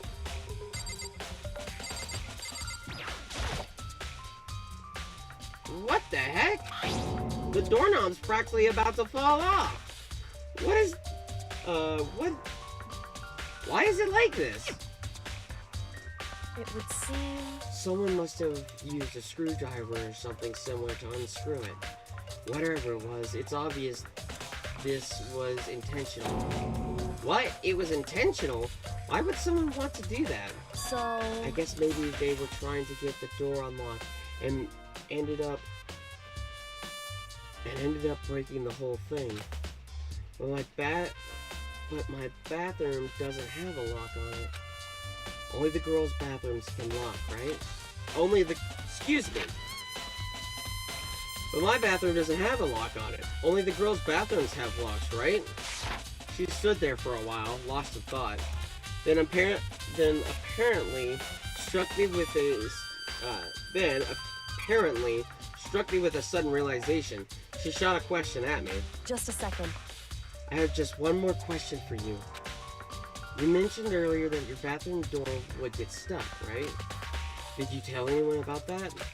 Oh, Well, I did tell Sayaka about it last night when we switched rooms.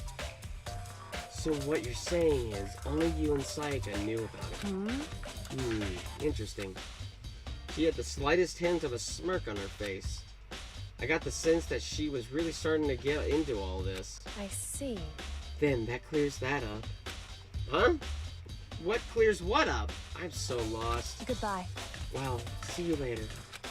As if forgetting I was even there, she suddenly turned and left the room. Bathroom doorknob. I still don't really understand any of this, but I've already gotten my room a good once-over. Maybe I should look around somewhere else. I should start looking around into where the murder weapon might have come from. And also, I also should look into the DVD Sayaka got. With Sayaka dead, I have no choice but to see for myself what was in the video.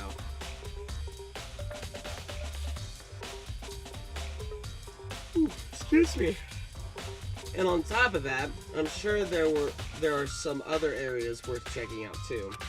Maybe I should see what everyone else thinks, if they'll even talk to me, that is. By the way, You know, I realized something while I was on guard duty. The killer could have already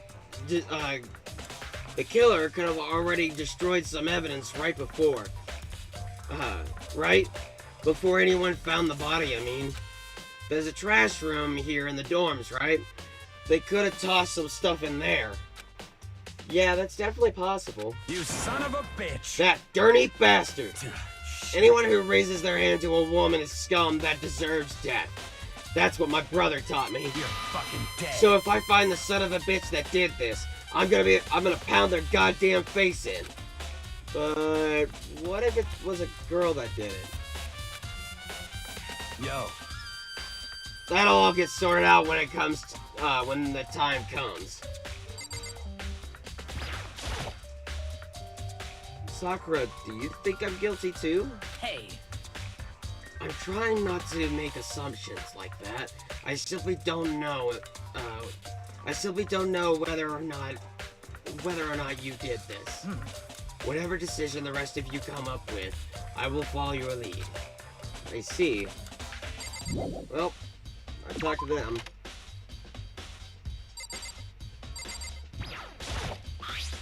Huh? This is Sayaka's room, right? But the nameplate has my name on it.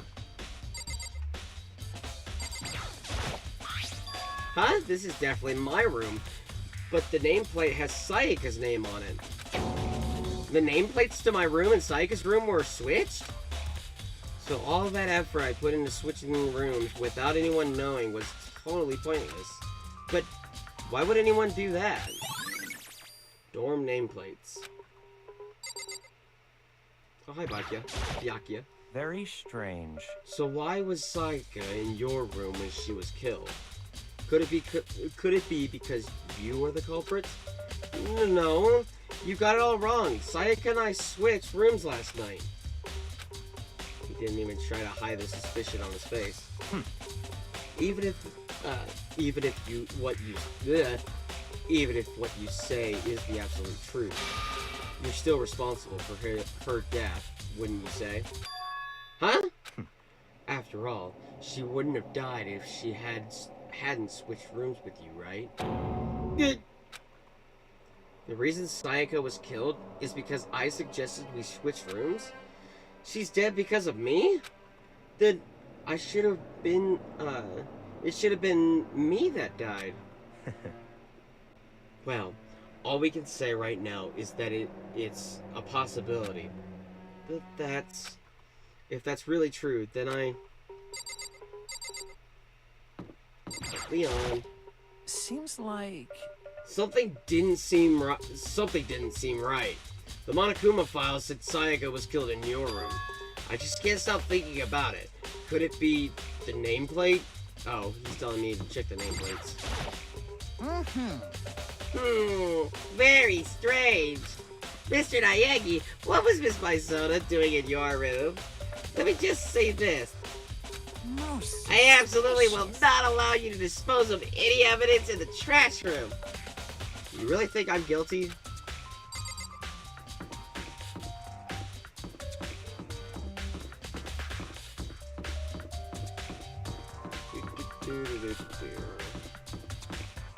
Well, first I want to go check the murder weapon, because it seems like a kitchen knife.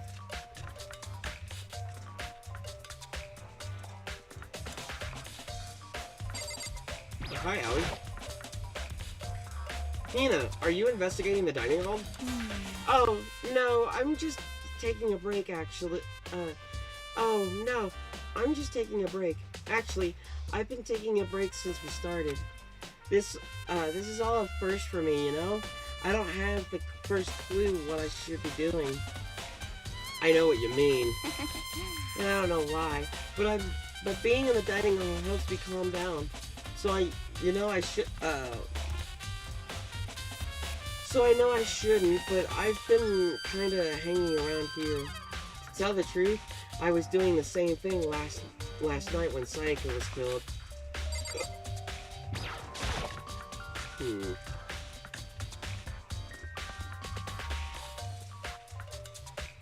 Yep.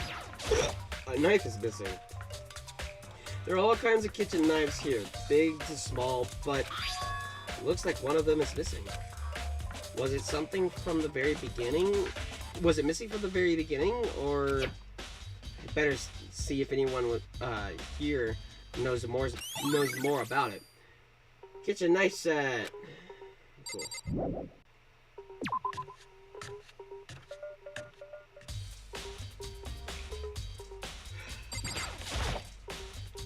Hey, so did you notice that one of the kitchen knives is missing from the dining hall? Yeah, totally. Yeah, weird, huh? I thought it was kind of strange. A knife just suddenly disappeared like that. Oh, so it wasn't missing from the beginning? That's right. Nope, I remember, last I remember, they were all lined up in a nice, neat row. So when did you notice one of them had disappeared?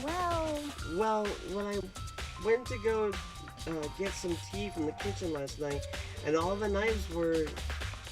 I went to get some tea from the kitchen last night, and all the knives were still there. But when I finished my tea and went back into the kitchen to wash my glass, one of the knives was gone. So you're saying the knife disappeared while you were drinking your tea in the dining hall? Yeah. In other words, you were right there in the dining hall when someone came and took it. Then you should be able to say for sure. You could tell everyone I didn't come to the dining hall last night, which proves I didn't take it. I always account. Hey, by the way, did you really kill Sayaka? What? Of course not! I would never! Hina, do you really think I murdered her? I mean... Well, she was killed in your room, right? So, I mean, you guys were supposed to be friends, right? But you still killed her? On the other hand, two people becoming good friends, then one killing the other is a classic drama setup. So when you consider everything together, I honestly have no idea. Well, so much for that.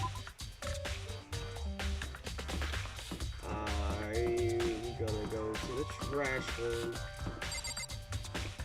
I know I walked by it earlier, but I'm gonna go check it out.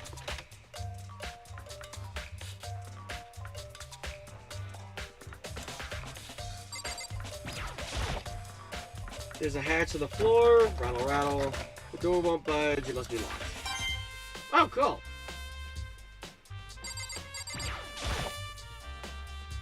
There's a sturdy gate here. No way to get past. Monokuma appears! It's the end of the line! The trash room. This is where all the trash in the school eventually winds up. How do you get to... how do you get the gate to... How do you get this gate open? No entry beyond this point. Only the person on cleaning duty is allowed in. Cleaning duty? No entry beyond this point. Only the person on cleaning duty is allowed in. Who's on cleaning duty? No entry beyond this point. Only the person on cleaning duty is allowed in. This is stupid. It'd be faster to just go around and ask the others. No, you can't. No entry beyond this point. Only the person on cleaning duty is allowed in. Cleaning duty. Yeah, button. Looks like some kind of switch. I wonder what it does. Oh, I got a nice coin from that. And that must be how to get out. Yes. Well, we talked to Hifumi, and he mentioned about trash room. Maybe he'll know something about that. I'm looking for whoever was on cleaning duty. Cleaning duty. As a matter of fact, that's me. Why do you ask? It just so happens Monokuma talked to me yesterday and asked me to take care of it. Without someone on cleaning duty, the school would be flooded with trash in no time. So I formally applied for the position. I was gonna start this morning, but after what happened, I haven't had a chance to get started. And since you're on cleaning duty, you can open the gate in front of the trash room? Here we go. Of course! It's my job to gather up all the garbage and toss it into the trash room. And to do that, they gave me the key for the trash room gate. But we're supposed to rotate once a week, so eventually you'll be in charge. Very strange. Wait, hold on. You need a key to get to the trash room? You need a key to get in the trash room? And only the person on cleaning duty has access to the key. What's the point of going to all that trouble? Why not just leave the trash room open all the time, so we can all throw things out whenever we want? That does mean more. That does seem more convenient. So, in other words, actually, anyone who kills a fellow student and becomes black and will graduate, unless they are discovered. So that's it. That must be why. If anyone could go in and out of the trash room whenever they wanted, then destroying evidence would be easy. The thrill would disappear and things would become boring. But boring? Hey, listen. Anyway, more important than that. Hey, you bastard. Hey, Fatty! Why do you want a cleaning duty gig, anyway? Oh, I just decided to volunteer for something I knew no one else would want to do. That's the big deal. What's the big deal? Liar! I know why you did it. Is it like... You want to dig through all the girls' trash looking for, and poking around, and poking around at it. there's no way What to are think you about talking this in a about? common sense kind of way. All my love is for Tootie, You know what I mean. but there's still kinds of trash, but there's all kinds of trash diggers like that. Maybe you'll get tired of Tootie and then turn to, I would never get tired of Tootie! After spending a significant amount of time comparing 2D and 3D, I voluntarily chose 2D. And the only thing 3D is good for is to shower love and affection on 2D. Oh, and PVC figures. Give me a break. How are you not totally embarrassed to say stuff like that? If you're so worried about Hifumi's questionable mortality, there's a very easy solution. Whenever a guy has cleaning duty, Sakura can accommodate them from picking up the trash and disposing of it. What? What? If you're as innocent as you claim, where's the harm in it? That's not how it's supposed to. Anyway, on another topic, Hifumi, since you were on cleaning duty, I have a favor to ask you. What? So you suddenly want to join my party? Sorry, but you haven't triggered that flag yet. I mean, you haven't helped me recover. You haven't helped me recover from a past trauma, or save the village, or beat a boss. No, nothing like that. I was just hoping to get into a trash room and look around. Oh, okay. So easy. So Hifumi and I headed down to the trash room.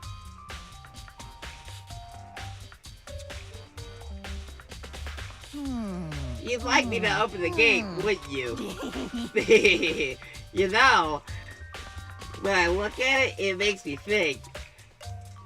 They said he killed his wife. He learned how to get by on the inside, but he never stopped dreaming. Get busy living or get busy dying, he'd say. So him and Rita, they found themselves a way out. Whatever, just hurry it up. Just hurry up. Okie dokie, leave it to me. Hifumi pulled out a key out of his pocket. Hifumi pulled a key out of his pocket and used it to flip the switch next to the gate. And then... Mr. Naegi! However, Mr. Naegi, surely you aren't planning on to use the trash room to destroy evidence, are you? You fiend! You planned this all along! No! I just wanted to see if the actual killer had tried to destroy any evidence or not. But the actual killer is you, isn't it? You wanted to see if you'd left anything behind. Wait, maybe a parallel world? Whatever, let's just hurry up and keep looking.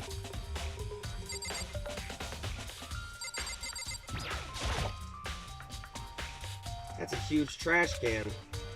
Is that where we're supposed to put whatever trash we can't burn?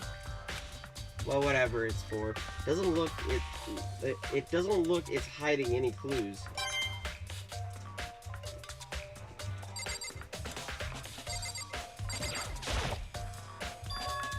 There's something on the ground in front of the incinerator. It looks like a burnt piece of something. Burnt piece. Like a hunk? Like a hunk of birdie love? Anyway, this looks like a piece of cloth, and the shape is part of a sleeve from a button-up shirt. And now that I look at it, that's definitely blood on the cuff, which means this is all that's left of some of the evidence the killer destroyed? But there's a lot of people here with white button-up shirts. This isn't enough by itself to figure out who the killer is. Burnt shirt piece. This is the incinerator. It's way in the back part of the trash room. It's a good 30 feet from here to the gate. Ah! And it's on right now! Do you see the green and yellow buttons next to the mouth of the incinerator? Yes, indeed. It's a pretty simple setup. You press the green button to get it going, and the yellow button to turn it off. Sooner or later, you'll be on the cleaning duty, so make sure you learn this stuff before we leave, okay? Huh? Someone turned the incinerator on! Very strange. I'm quite certain it was off last night. Well, I'm quite certain it was off last time I was down here. Perhaps it was the work of a fairy. Hifumi, do you realize what you just said? Huh? A fairy? No, you just said last time you were in here, the incinerator was off. Ah, yes. About that there can be no mistake. If I've got one thing going for me, it's my memory. I feel as if... Yesterday, as soon as I was appointed, I came down to check the place out. It definitely wasn't on.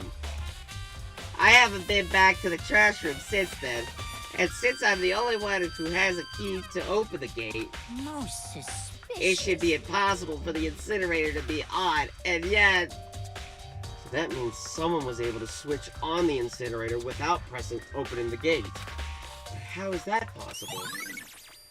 Incinerator.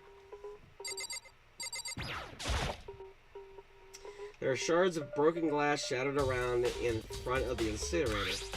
It looks like it used to be some kind of glass bowl.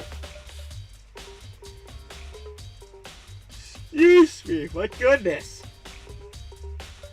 Just about big enough to fit in the palm of your hand. Is this Yeah, is that... Do you know what it is? They say if you collect all 7, a dragon will appear and grant you a single wish. Kidding aside, it's the kind of thing you might see on any big city street corner. Gaze into it, and it will show you a glimpse of the future. Just like that Mina girl who was on that quest to find that one guy. Yeah, I get what you're trying to say, but who did that particular ball belong to? There's only one person it could be. They should all be in the gym. I better go find out for sure. Shattered crystal ball. That's the whole, this whole thing is quite strange indeed.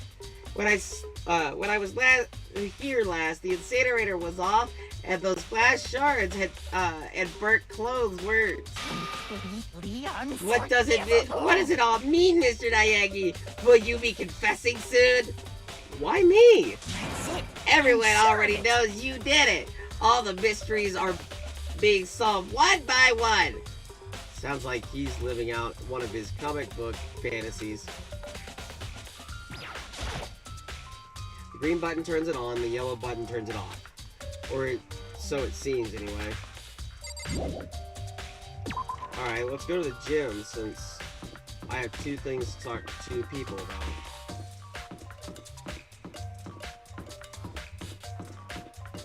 Actually, let me go grab... I still have to go also grab the disc from Sayaka's room. Because that's what I wanted to investigate as well. There can only be one thing in the trash can. Yep, the DVD with Sayaka's name on it. Sayaka got really upset after seeing whatever was in that video. I wonder, what did she see? It might not be directly related to the case, but it might not be, but it might be worth checking it out anyway. I'm sorry, Sayaka. I need to borrow this DVD. Now we can make our way to the gym.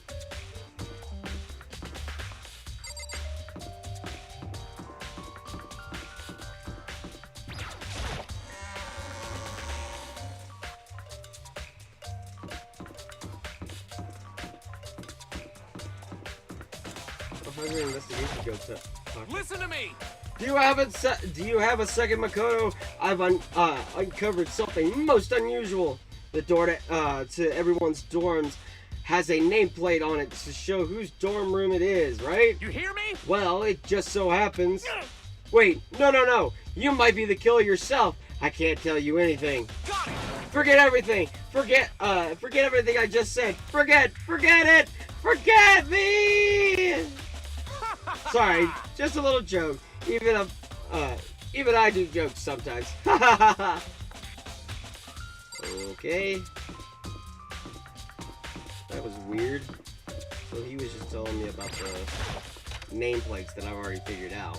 That they got switched.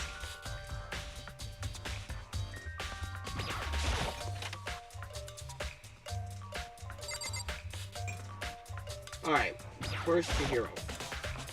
Hey, Chihiro, I was hoping I could ask you something. Huh? Oh, what is it? Before she died, Sayaka left a message. She wrote out the numbers 11037. Do you have any idea of what these numbers might mean? Like, could they be a code or something? Sorry, no. Chihiro slowly shook her head. I'm sorry. I'm sorry, I just don't know. Okay, well, don't worry about it. Thanks anyway for trying. Even she doesn't know. Or could she maybe know more than she's letting on? No, couldn't be. Hey, Hero, can I ask you something? No. No. I gotta get out of here. Gotta get out now. I've had enough. Gotta break free. Hero, snap out of it. Yeah. Makoto, what are you doing here? What? Hey, does this look familiar? Ah! That's my crystal ball. But it's all smashed. What the hell? What the heck? I only bought it because the guy said it was blessed. He said it was unbreakable. So how did it break?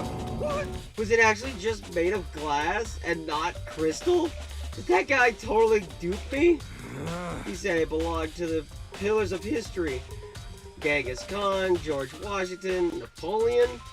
He said whoever controlled that crystal ball controlled the world. Was that seriously all BS? Let's put that aside for now.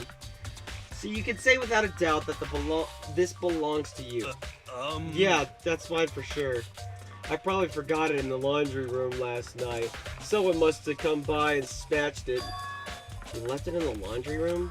That means anyone could have found it and taken it. Shattered crystal ball has been updated. Thanks, Hero. That's all I want to know. Sure. By the way, I almost forgot to ask, but how much did you pay for that thing? Everything I saved up from fortune telling for 2 full years came out to be like $1 million. Million? That's pretty cheap, actually. I mean, considering it gives you the power to control the world. That's just too stupid. I can't even feel bad for him. Well, let's go to the AV room because I want to check out the video that Sayaka got.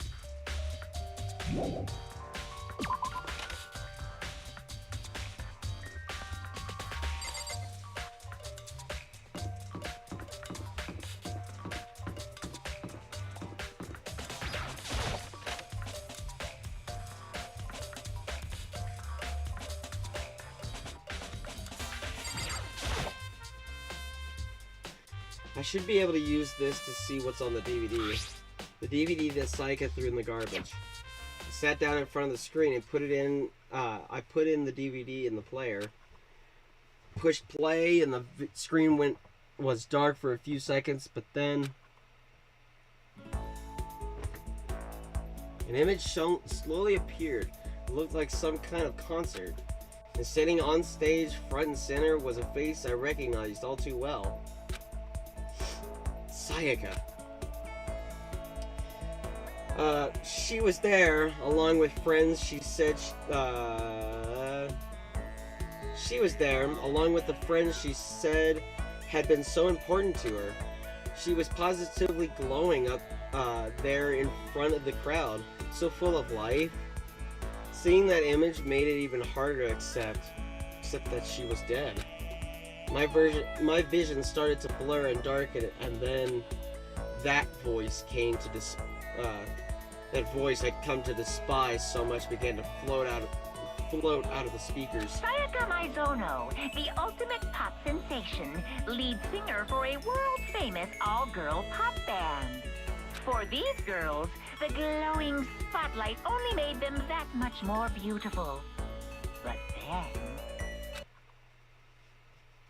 Suddenly, the screen went dark, and in the next moment, I saw something I could hardly believe.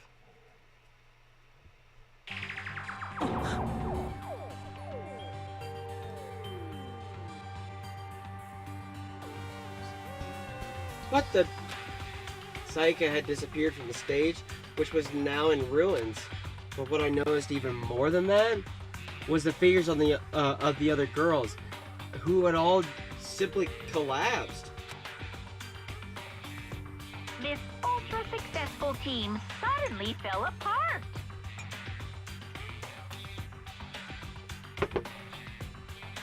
None of them will ever perform on stage again. None of them will ever feel the warmth of the spotlight. For Sayaka, there's simply nowhere for her to return to. So here's the billion-dollar question. What, oh what, could have caused the group to go to pieces? Look for the answers after graduation. Without warning, the video cut off. What the hell? This wasn't real, right? or that wasn't real, right? They're a super famous pop group. Everyone knows who they are. Is he trying to say he was even able to get to them? If that really did happen, everyone in the outside world must be going crazy. What kind of person would take things this far? Ding dong bing bong.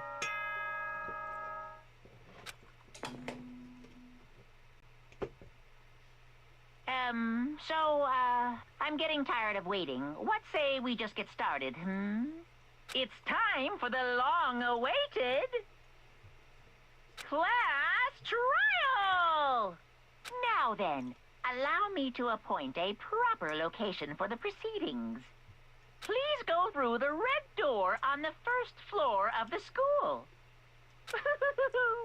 See you soon! The red door on the first floor. That's where I should go. No, where I have to go.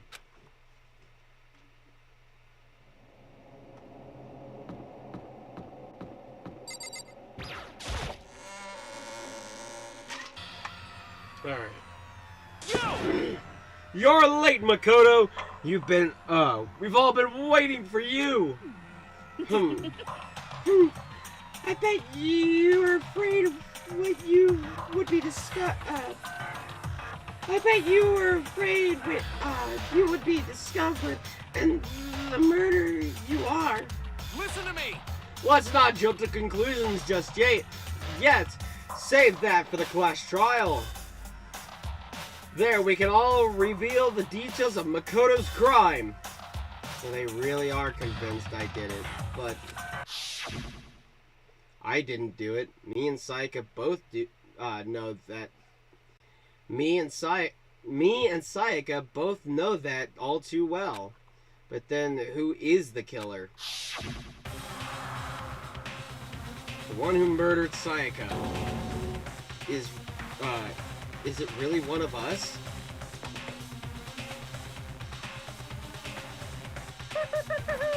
Is everyone here? Okay then. Please board the elevator in front of you, which will transport you to the courtroom, where all your fate will be decided. I'll meet you all down there. I'll be waiting.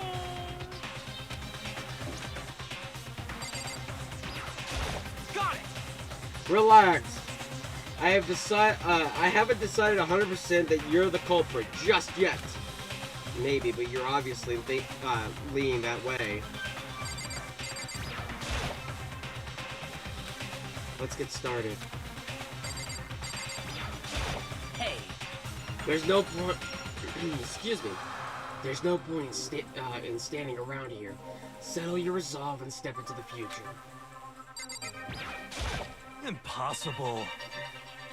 Damn, we're really gonna go through this with this class trial thing, huh? You know?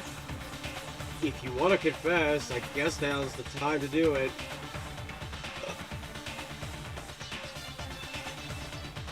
Excuse me. Burp City over here. I'm telling you, I didn't do it. What? So whoever stuck up, so whoever stuck us here even took the time to set up a goddamn courtroom, huh?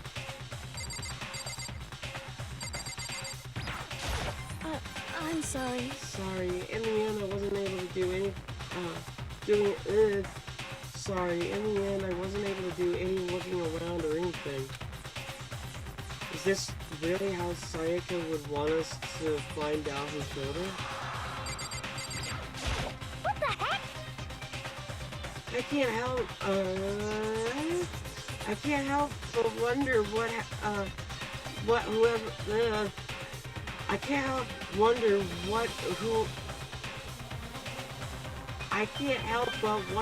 what whoever killed Sayaka is feeling right now. That was a weird statement. Well, did you find anything that might actually prove your innocence?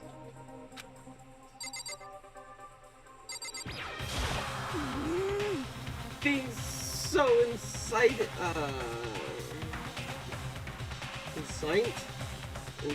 innocent,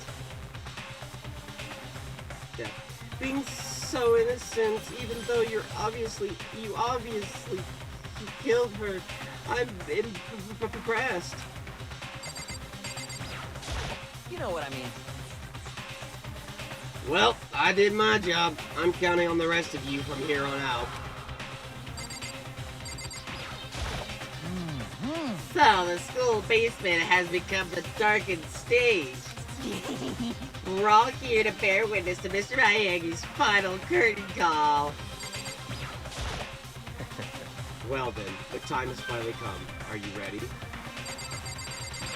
I believe I am ready. I guess I have no choice but to get into this elevator. Well, Let us begin. Yes, Good indeed. idea. Hey, Are you scared? No, scared isn't quite right. Makoto. I said it before, but it's up to you to uncover the mysteries surrounding this case yourself. If you don't, you'll never come to If you don't, you'll never come to grips with the truth. I need to uncover the truth of Sayaka's death. I didn't need anyone else to tell me what to do. I didn't need someone else to tell me to do that. In Sayaka's honor, I swear I'll find who the real killer is. As I raised my voice to try and give myself courage, I turned, trembled with anticipation toward the elevator. With each step forward, I could feel my heart starting to race faster and faster. Everyone else was already on the elevator when I finally stepped on. The doors closed and the elevator started to move.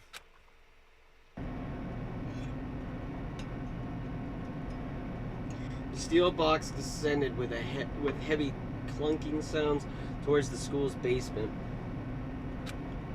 I wonder if this is how death row inmates feel when this. I wonder if this is how death row inmates feels when his time finally comes. Oh, Rather than that, this is more like a defendant waiting to receive his judgment. Obviously, our shared anxiety. Obvious to our shared anxiety, the elevator lowered us further and further into the bowels of the school.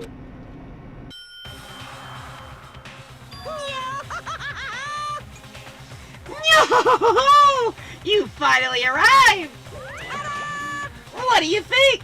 Does it feel like a real courtroom?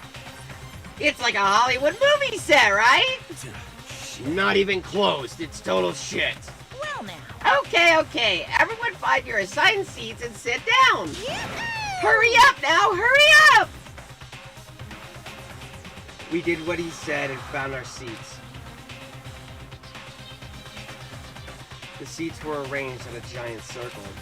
This was set up so everyone could see everyone else, which also meant it'd be easy for everyone to transfer their attention and uneasy onto anyone else.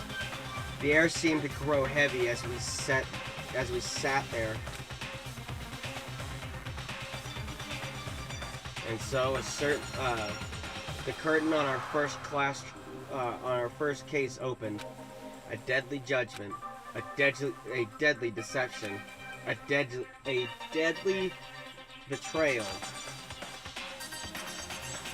a deadly riddle, a deadly defense, a deadly faith, a deadly class trial.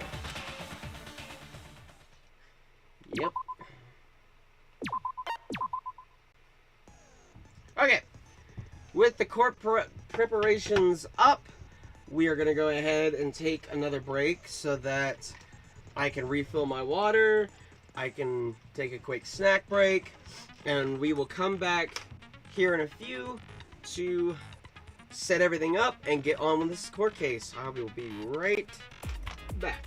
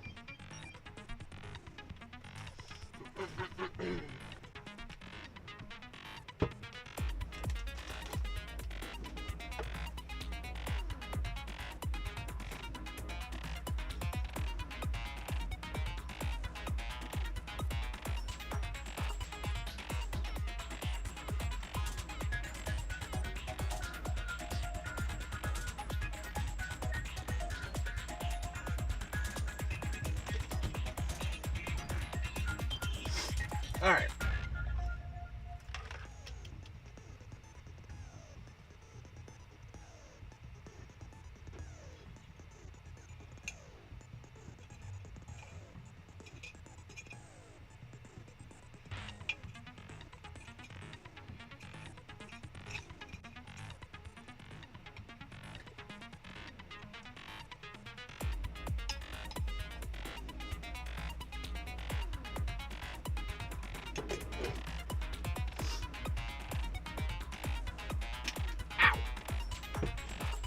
Smack my finger with the water bottle.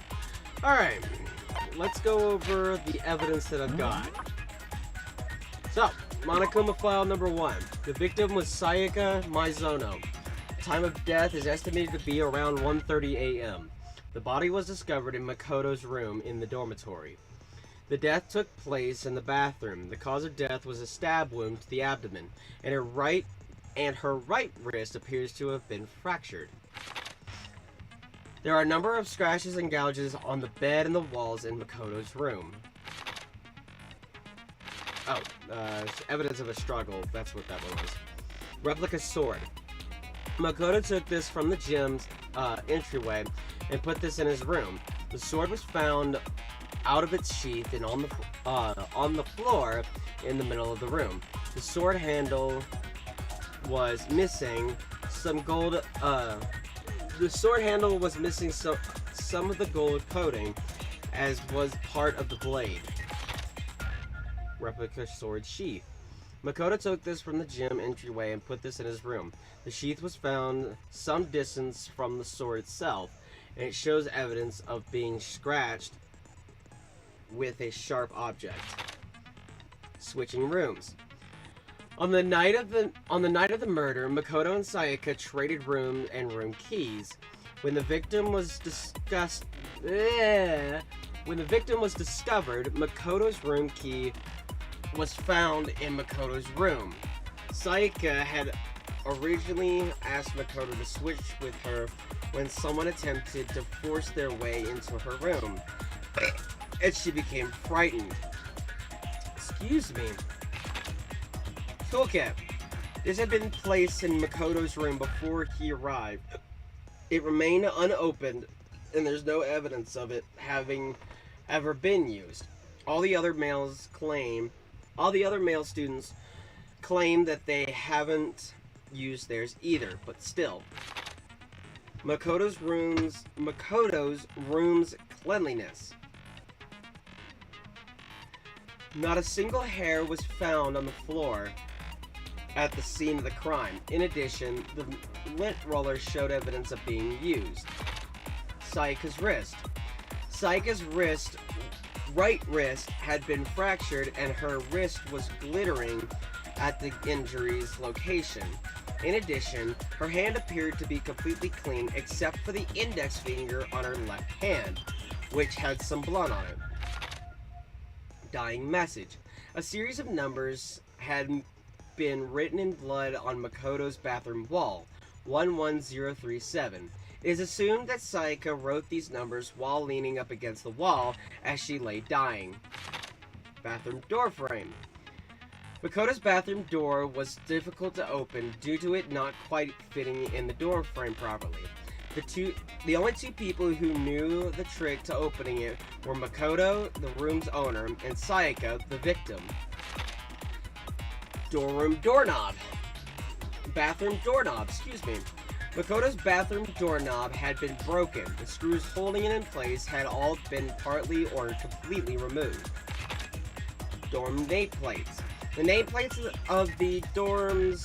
The nameplates on the doors to Sayaka and Makoto's rooms were apparently switched at the same time at some point. Kitchen knife set. The kitchen in the dining hall has a set of knives. Apparently one of the knives had gone missing. Aoi's account. The knife from the kitchen was missing while Aoi was in the dining hall.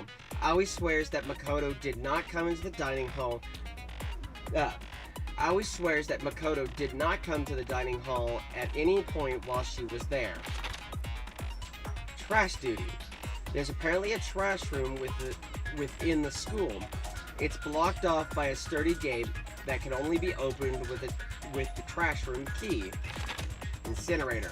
The incinerator can be activated via a switch on the machine. Hifumi was on cleaning duty, and he claims that the last time he saw the incinerator, it was off. However, when Makoto checked it after the incident, the incinerator was in fact on. The distance from the gate to the incinerator is of roughly 30 feet. Burnt shirt piece. A piece of burnt clothing was found next to the incinerator in the trash room. It is apparently part of a shirt cuff, and it has a noticeable blood stain on it. Shattered crystal ball. Shards of glass were found next to the incinerator in the trash room. As it turns out, the glass ball would have fit comfortably in the palm of a person's hand. Apparently, Yasuhiro left the ball in the laundry room on the accident, so anyone could have come along and taken it. So that's all the truth bullets we have. What about skills? Pretty sure we have one. Malicious voice. Increase damage to the opponent when a statement is destroyed. Effective during the BTB. Effective during the bullet time battle. Costs 3 SP. Okay. So there's a number of skills I can finish. Alright. Let's hop into our first class trial.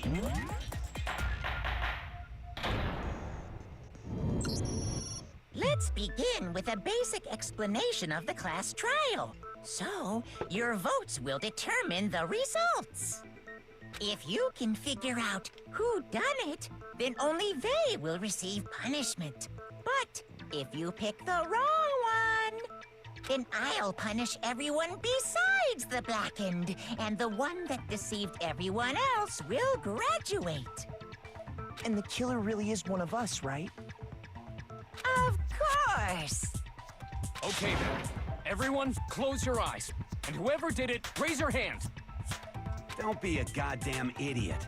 Why the hell would they raise their hand? Before we move on and start the trial, can I ask a question real quick? What's going on with those pictures? I'd feel awful if they got left out just because they died.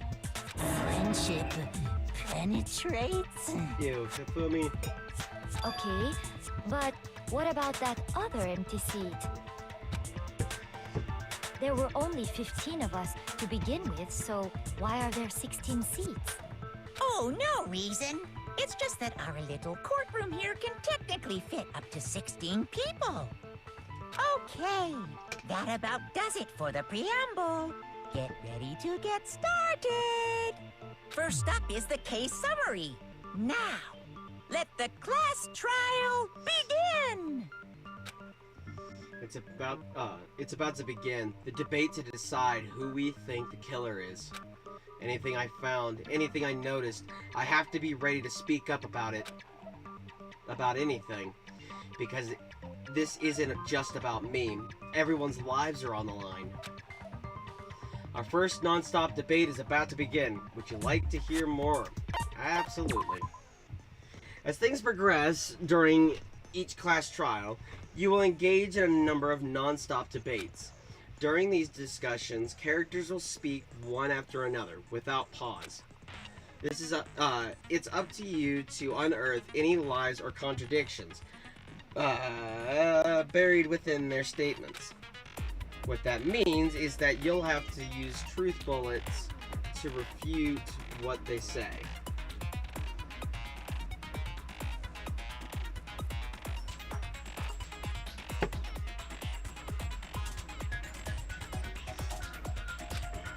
Any relevant truth bullets you found during your investigation will be loaded into this truth cylinder. Use the left stick to aim, then fire with triangle. Pay close attention to each character's statements, and use your truth bullets to blast the right ones. Note, if you run out of time, you will automatically fail, so please be careful. If you press the option buttons during the argument, you can review the controls. Well then, good luck and have fun. Make your argument. Evidence of a struggle. I assert that the one who was murdered was Miss Sayaka Maizono! Yeah, we know that part already. And the murder took place in Makoto's room. In the bathroom. So it seems most likely that the killer must have taken her by surprise while she was in the bathroom. She didn't even have a chance to resist. Nope! No, it's wrong!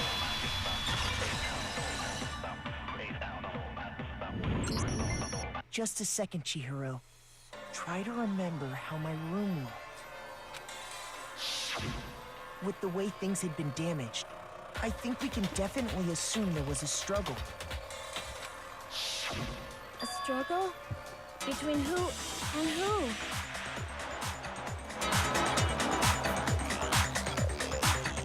Between Sayaka and the killer, of course.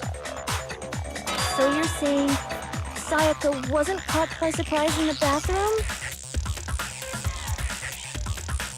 She must have been attacked in the main room first. Then, she ran to the bathroom to try and hide. The killer followed her in, and that's where they finished the job. That much should have been obvious after taking one look at the scene. It shouldn't even need explaining. Sorry. Okay, so what's next?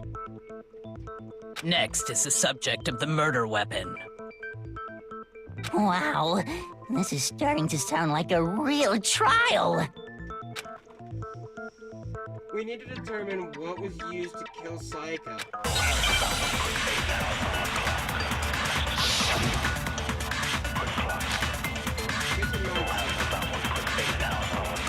So what was used to kill her? There was some kind of sharp object thrust into her stomach. Without a doubt, that is the murder weapon. So the killer used some random knife they had. No, that's wrong!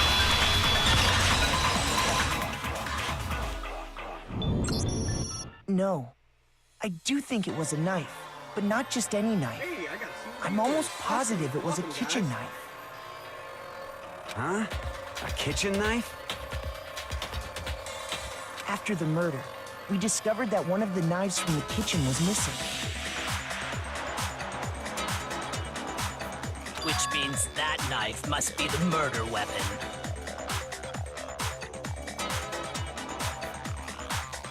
Oh, yeah.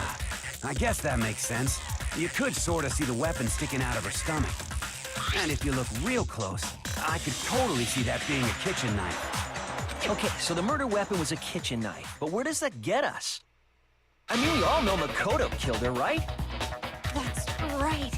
Makoto's room was the scene of the crime. What more proof do you need? Hold on a second. Let's draw our conclusions after we presented our arguments. Otherwise, what's the point of the trial? Well, we can talk all we want. It's not going to change that conclusion.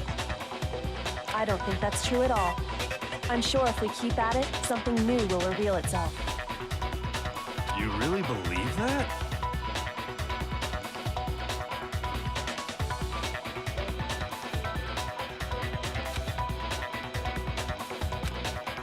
He's right. There's gotta be a breakthrough somewhere just waiting for us to find it. Because I know damn well I'm not the killer. There's a bit more to learn about non-stop debates. Would you like to hear more? Absolutely. You can concentrate by holding down the R1 button. While you're concentrating, time will slow down so you can pay closer attention. So you can pay closer attention to what everyone is saying. On top of that, it'll steady your aim, making it easier to target potential weak spots. Concentrating like this consumes the focus gauge, and if this gauge empties, you can't concentrate. Oh, excuse me. But the focus gauge will recover over time, So let your brain take a rest. No need to rush. Well then, good luck and have fun.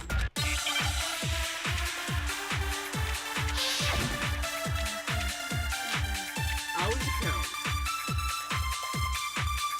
So I guess there's no question that the kitchen knife was the murder weapon. But where does that get us? Makoto must have taken it from the kitchen, right? You did it in secret. Nobody... No! No, that's wrong.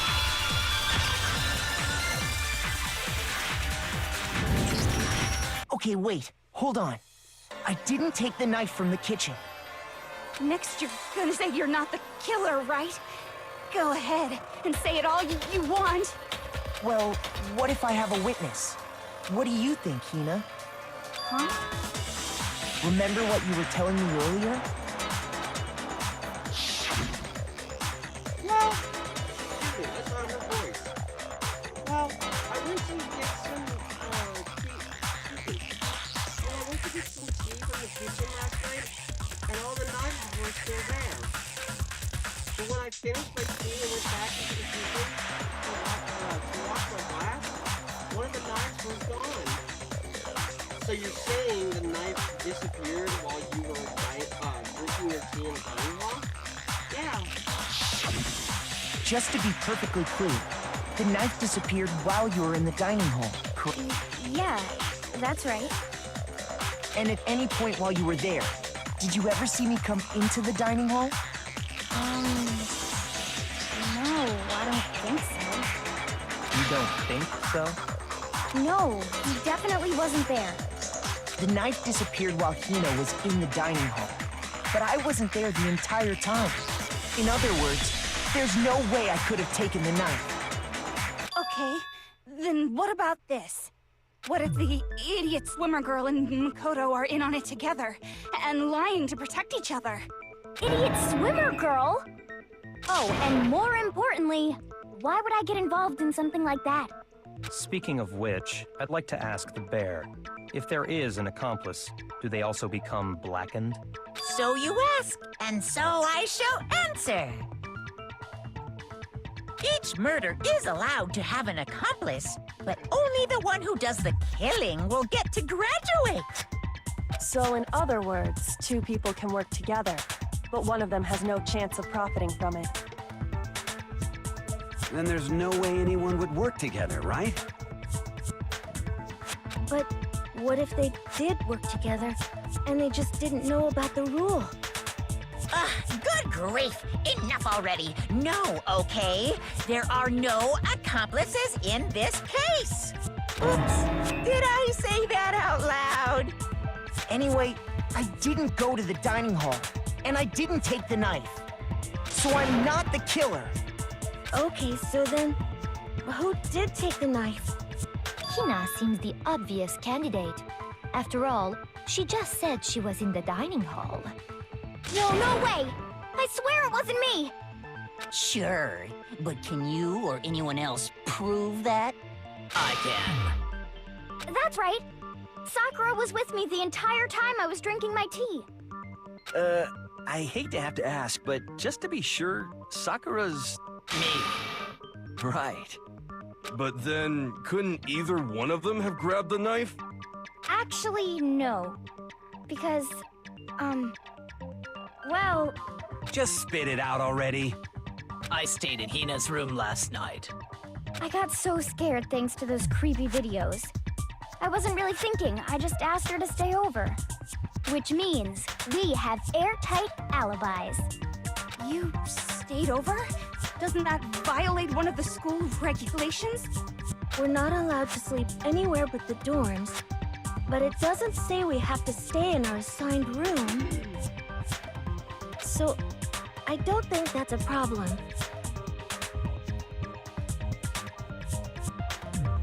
It is a problem! A boy and a girl spending the night together? It's unwholesome! But I'm a girl. You are? Oh my gosh, I'm so sorry! But if it wasn't either of you, then what other possibility is there? Actually, there is one other possibility. Right, Hina? Oh, yeah, that's true. One other person did come to the dining hall while we were there. Why didn't you say so in the first place? Well, because they're not here anymore. Someone who's not here? Are you talking about... Sayaka. She's the one who came to the dining hall. And then later, she wound up dead. Sayaka? Okay, so the person who took the knife from the kitchen was... Sayaka. I got it! Then, Sayaka is the one who took the knife? That's the only possibility. And thinking back on it, she was acting kind of unusual. When she came into the dining hall, she didn't even look at us. She just went straight to the kitchen. As she left, she said she just wanted a drink of water. And the person who took the knife was the victim herself. I'm sure she just took it for self-defense. So you're saying the knife she took was then taken from her, and she was killed with it? In that case, you may not have taken the knife, but you still could have killed her. What? See? He did do it after all! No, you're wrong. So, that's how you would twist the argument and send us all off in the wrong direction? You possess a most terrifying talent. Damn, if I don't do something, they're gonna blame me for the murder. Don't they understand? If they convict me, everyone else is gonna die. Hold on. It's still too early to decide conclusively that Makoto is the killer, wouldn't you say? Because you see, if the room did belong to the killer, then they did something most bewildering. And until we unravel that little mystery, you simply can't declare that he's the killer. Bewildering? What the hell are you talking about? Something was missing from the scene of the crime that by all rights should have been there. You know what I'm talking about, don't you? First Hangman's Gambit is about to begin. Would you like to hear more? Yes, please. As things advance further in the class trial, the Hangman's Gambit will eventually take place. The point of this is to reveal an important phrase... an important phrase related to the incident in question. You'll have to decide... You'll have to deduce the phrase from the letters flying around, and the letters already known. Complete the phrase by shooting down the flying letters in the right order. Use the left stick to aim and press the triangle button to shoot the desired letters. If you shoot down the wrong letters, you'll suffer damage to your influence gauge. If the gauge reaches 0, or if you run out of time, you fail. Well then, good luck and have fun. Something that should have been at the scene, but wasn't. That must be the critical point. If we can't, if we can just figure out what that something is.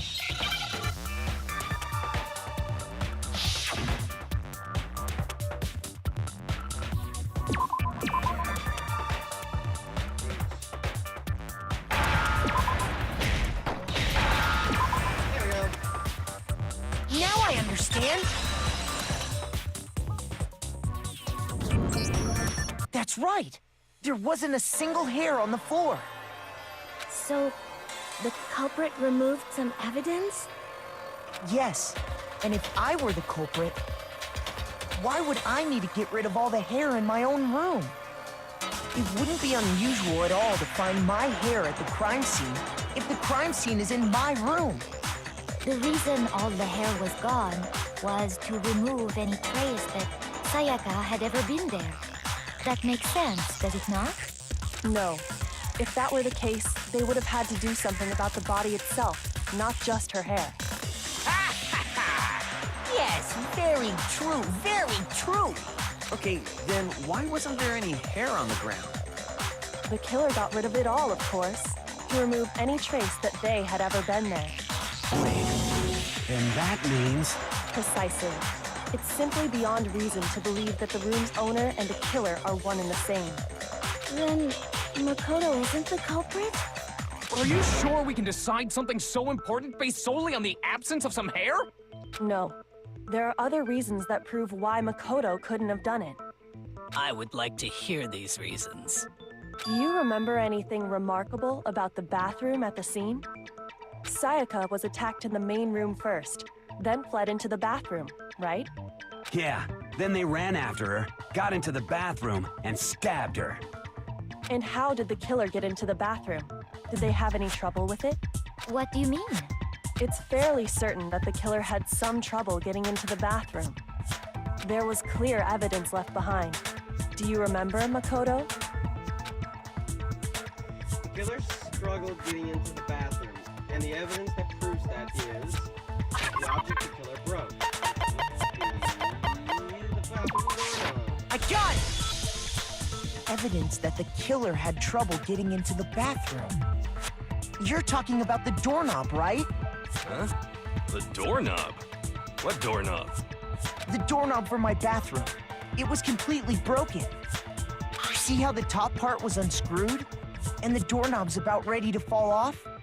Oh yeah, true. But what does it mean? In trying to bypass the lock, they ended up nearly removing the entire doorknob. This is another most bewildering act for the room's owner. It proves— So what? You're saying he wouldn't break the door in his own room? But if the only choice you have is to break it, you break it. There's nothing bewildering about it. You still don't see? Okay then. Let's take another look at how the incident unfolded. Hopefully that will help you understand. Kyoko said it was a bewildering act. I almost didn't notice it at first, but is that the key point here? There's a bit more to learn about non-stop debate. Would you like to hear my guess? From here on out, the number of weak spots will start going up. But no matter how many weak spots, there's essentially only one lie or contradiction in that debate. What I'm trying to say is not all weak spots you see are necessarily false. Use the truth bullets on the wrong one, and not only will you fail to refute what they said, you'll also lower your trust with everyone and your influence engagements are damaged. Now, this is important, because if your influence gauge reaches zero, you'll fail. You'll have to rely on your own logic to determine which weak spots are actually lies or contradictions. Well then, good luck and have fun.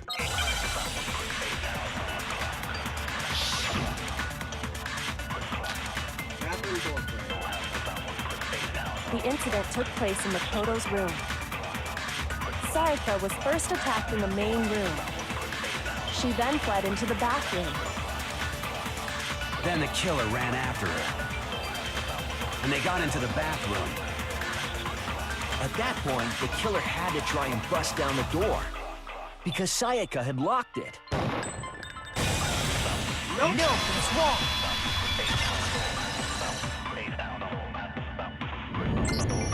The reason my bathroom didn't open wasn't because it was locked. After all, the girls' rooms are the only ones with locking bathrooms, right? Yes, now that you mention it, that is true. Then why didn't your bathroom door open? Because it was stuck. Huh? What are you talking about? What's up, my man?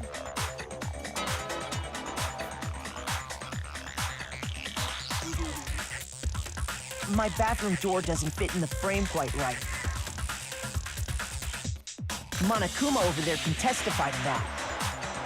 Well, I hope you stick around for a while. I'm gonna try and get through all this trial.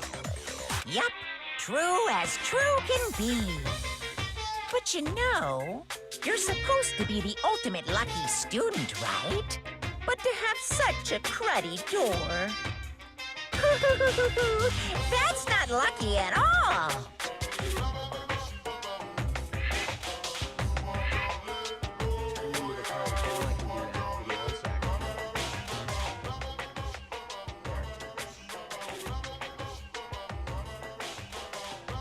There. Tell me how it is now. So the reason the door didn't open was just because it was stuck.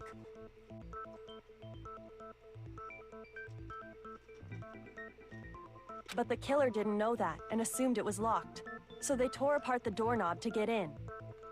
Okay, but then why would the killer even think the door was locked in the first place? Everyone should have known you can't lock any of the boys' bathrooms. Is it that you just can't hear me, or you can't hear the game? The killer could easily make that mistake, thanks to one important detail about the scene of the crime. I can turn myself up a little bit if that's what is necessary. The killer was convinced the bathroom door was locked, so they didn't know that the door actually couldn't be locked. In other words, the important detail about the scene of the crime that they didn't know was that it took place in my room. A gun! The killer must not have realized that it was my room. That's all. Okay, give me 1 sec.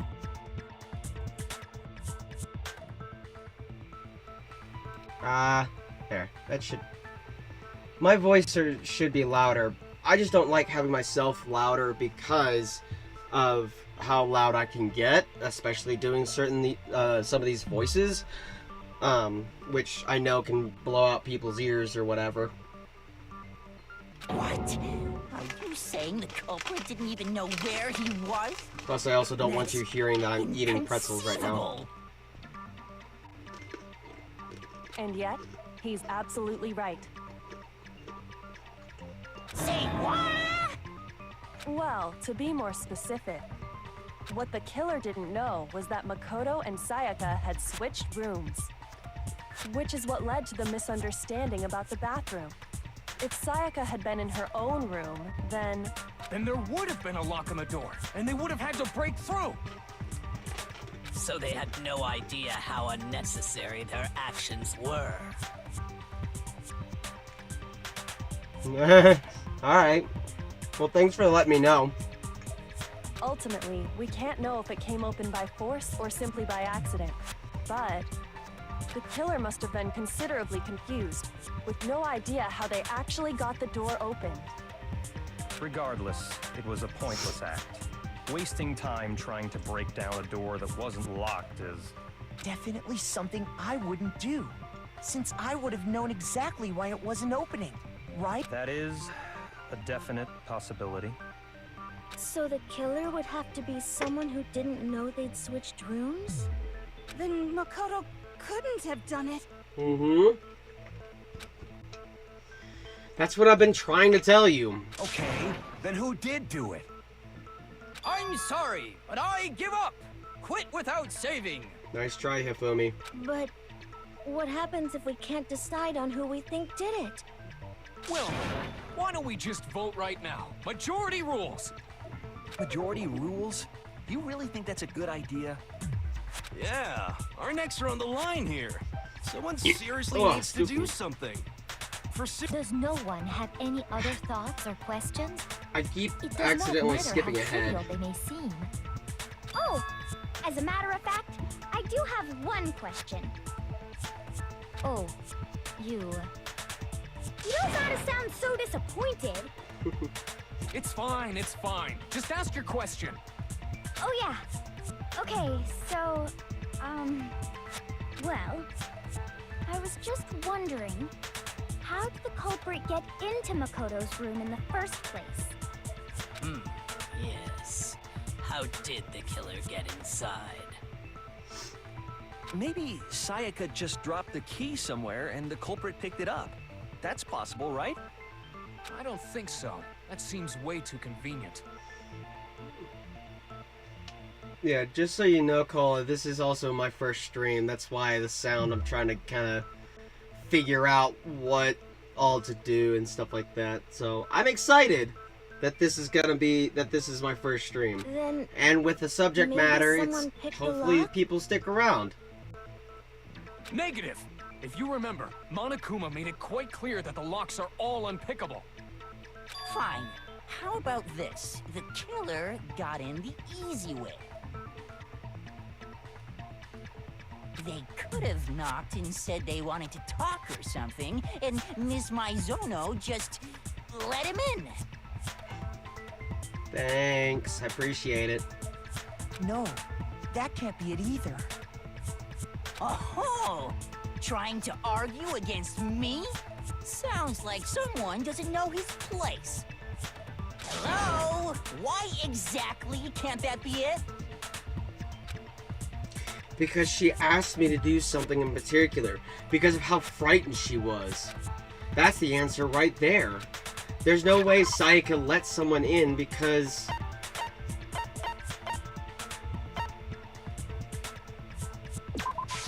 I got it! Because Sayaka was already scared, remember? That's why she asked me to switch rooms in the first place. I know I want to try and do this on Twitch. But for some reason, I can't get my phone number to change on Twitch, so I can't log in. I can't log back in on the computer or anything else. So I probably have to call them and be like, hey, can you help me switch my phone number over? Because something's not right. The same goes for you, Sayaka. No matter who it is, don't open the door for anyone. Even if I'm sure it's you, I absolutely won't open it. Otherwise, what's the point of even switching? Knowing what she'd been through, I just can't believe she would have opened the door for anyone. What if her being scared was a lie? Huh? Well, what the hell is that supposed to mean? Why would she lie about something like that? I know you don't want to consider it, but look at this and tell me. Can you still deny the possibility? Yeah. There's something I want to talk to you about, just us two. In 5 minutes, come see me in my room. Check the nameplates to make sure you don't get the wrong room, okay? I found a notepad during my search, and I shaded in the top sheet with a pencil. And these are the words that appear. Oh man! I've totally seen people do that on detective shows. Go get something to eat. You are always welcome back and keep watching. But get yourself something to eat. When you write, it can leave an imprint. Sketch over the next sheet of paper, and you can see the words. When I saw that, I was like, holy crap! I better make sure I rip the paper out before I use it from now on. It's a pretty old-fashioned technique, but even the classics can be surprisingly useful sometimes. Oh, and I should also mention, I found the notepad on the desk in Makoto's room. Huh? Which means only someone who had been in Makoto's room before the incident could have written it. Then either it was Makoto who lived there, or Sayaka who switched rooms for a single night. So, Makoto, did you write this? No, I didn't. But of course you didn't. Because the note also bears a perfectly legible signature. Sayaka's signature. Then, that note... Sayaka wrote it? But why? Why would she write that? The note was likely her way of getting in touch with a certain someone. She must have slid it under their door to let them know she wanted to meet with them in secret. If you got an invitation like that from the ultimate pop sensation, what young man could resist? Of course, I'm only into 2D, so it wouldn't have any effect on me. But can we be sure anyone even got this note? And honestly, even if they did, I do not think they are at all involved in what happened. Huh? What makes you say that? Would you like to hear what I have to say? Very well then, pay attention.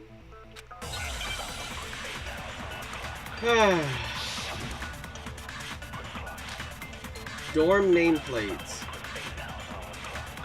Sayaka and Makoto switched rooms, correct?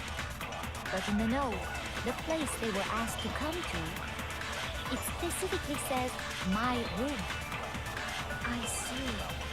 So if someone read that note, then they would have gone to Sayaka's room. Exactly. The room that Makoto was staying in. Nope. No, it's wrong.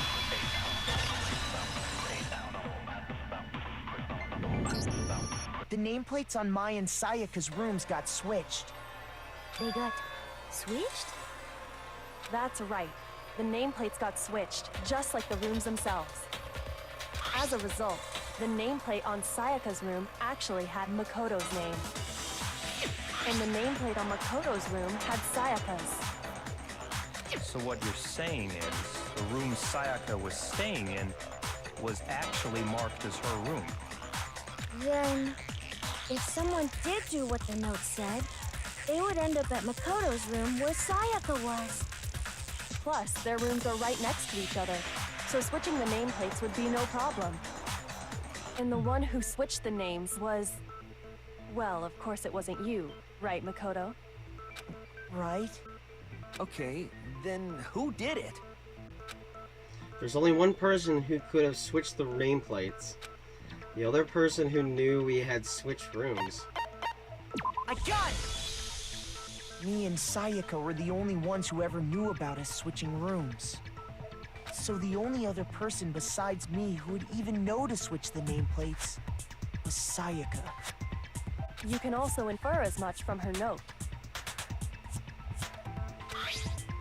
There's something I want to talk to you about, just us two. In 5 minutes, come see me in my room.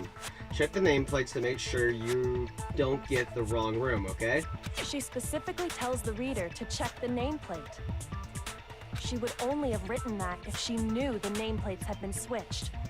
But why would she switch them in the first place? She wanted someone to come to the room she was in, and also hide the fact that it was Makoto's room. What? Inviting someone to your room, but not telling them you'd switched rooms. Why would anyone do that? To understand that, we first need to understand what happened after she invited the person into the room. That's where the answer lies.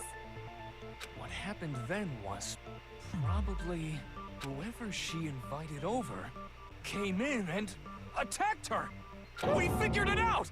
We know who did it! Whoever she invited over is the culprit! But we still don't know who it is, you goddamn idiot! Sayaka fought with her killer there in the room, yes? Perhaps the answer to our previous question lies in that initial struggle. Yes, I think you're right. Then... we just have to figure out what happened during the fight, right? That reminds me. There was a replica sword at the murder scene. Was that perhaps used during the fight? Oh yeah. What's the deal with that sword? Sayaka suggested I should hold on to it. I thought it might come in handy if I had to defend myself.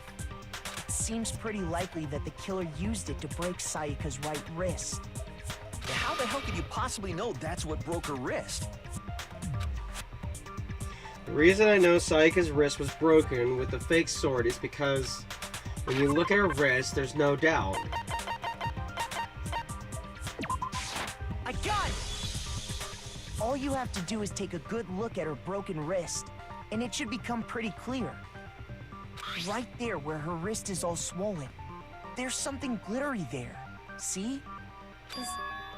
Is that gold? It sure is. Specifically, the gold coating from the replica sword. You barely have to touch that stuff, and it'll stick right to you. And there's some on her wrist because... I got it! Because she got hit with the sword, right there on her wrist! I see. And so the truth draws ever closer. Alright, then it's about time to solve this mystery. What happened in my room? And what led to Sayaka's death? That's what we need to make clear. There's a bit more to learn about non-stop debates. Would you like to... Yes. Are you getting used to these non-stop debates? Starting with the next debate, I'll start loading multiple truth bullets into your truth cylinder. But just like with the weak spots, only one of the bullets can actually refute the proper statement. In other words, from here on out, you'll have to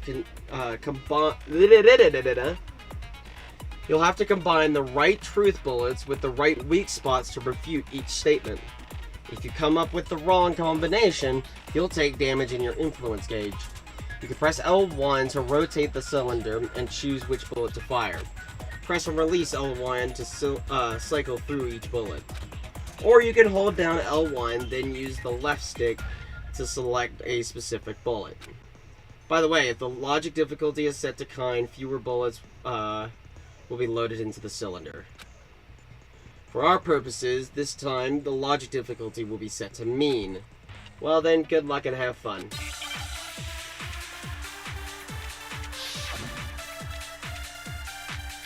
Replica sword sheath, kitchen knife set, replica sword. When the fighting broke out, the culprit grabbed the sword, and that's when the first blow was dealt. A sword-based sneak attack. Nope! No, it's wrong.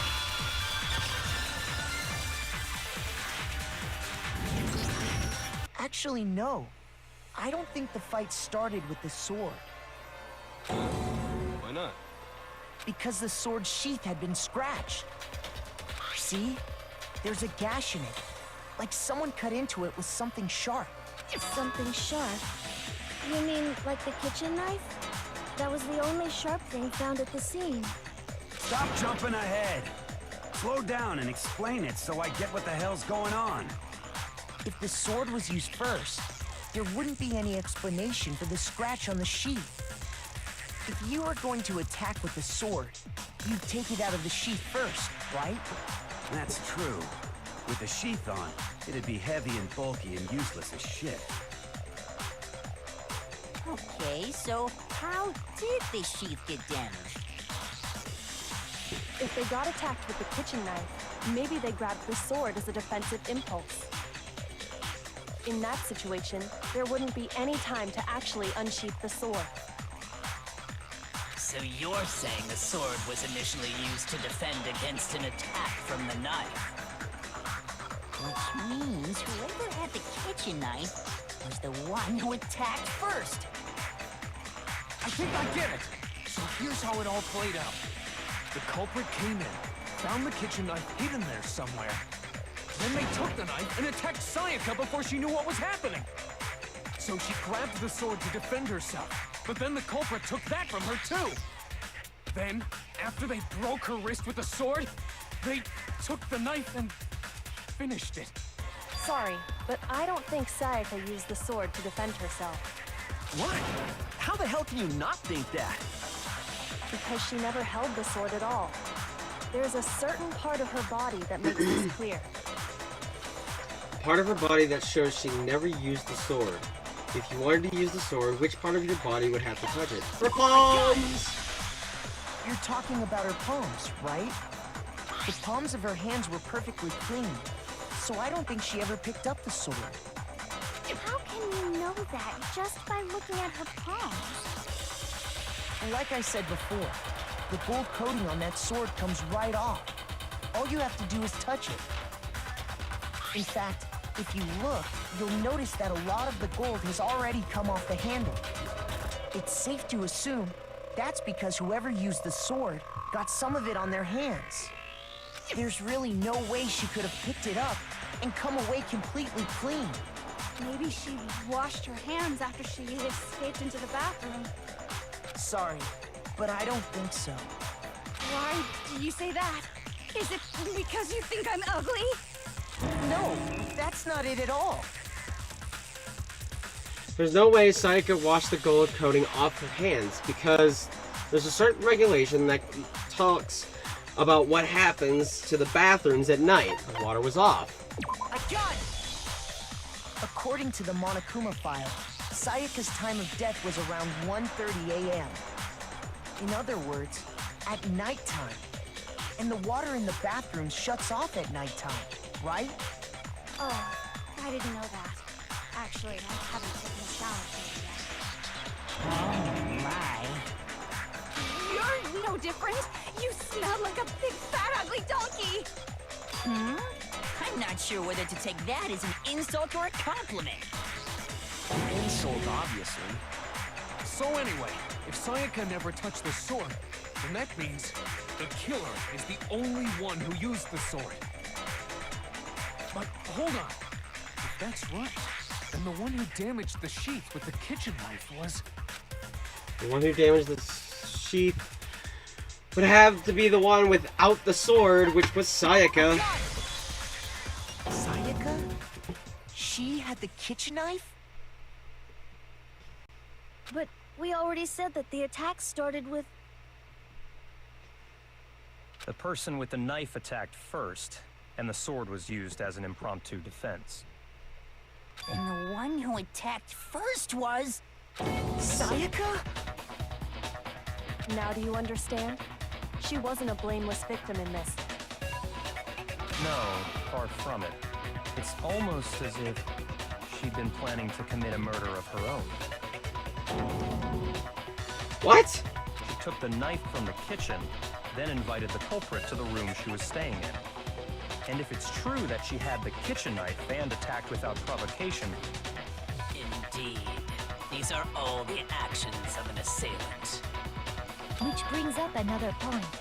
Makoto, Sayaka was the one who suggested you two switch rooms, correct? Maybe the reason she wanted to switch rooms was so that she could pin the crime on you. That is a possibility, is it not? Sayaka wanted to... on me? That would also explain why she would switch the nameplates. She wanted to get whoever she had targeted to come to Makoto's room where she was staying. And by committing the murder there instead of her room, but for that to work, the target had to be lured out while still keeping the room swap a secret. If the target knew she had switched rooms, they would have become suspicious right away. So all that's why she switched the names? But doesn't that plan seem a little risky? For one thing, even if her plan worked, Mr. Naegi would just tell everyone they'd switched rooms. I don't know. I'm not sure our soft-hearted Makoto is capable of that kind of cutthroat behavior. I'm sure Sayaka realized the same thing, which is why out of all of us, she asked him to switch rooms. Plus, she was the ultimate pop sensation. A totally forgettable kid. Or a national superstar. Who are you more likely to believe? Wait, then you're saying she had this all planned out? Holy shit! But in the end, her plan backfired. She launched her attack with the knife, then found herself under attack in turn.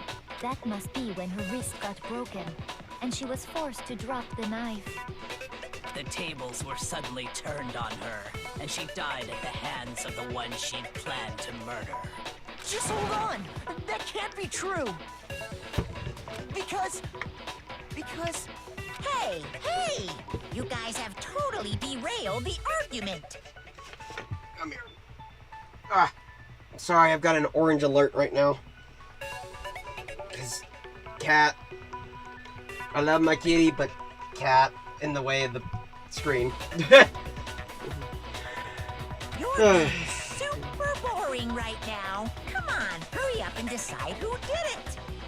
Wouldn't it be awful if I had to punish you all just because you ran out of time? Oh yeah, we gotta decide who we think did it.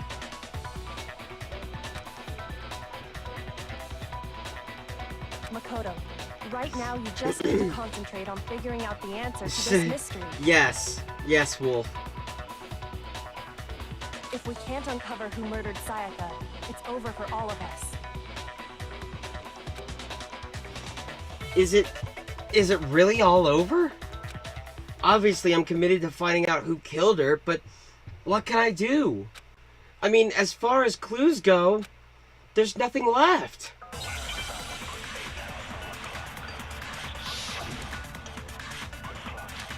Dying message. It's easy just to say, hey, decide who did it. But there just aren't any more clues, right? Nope. Nope.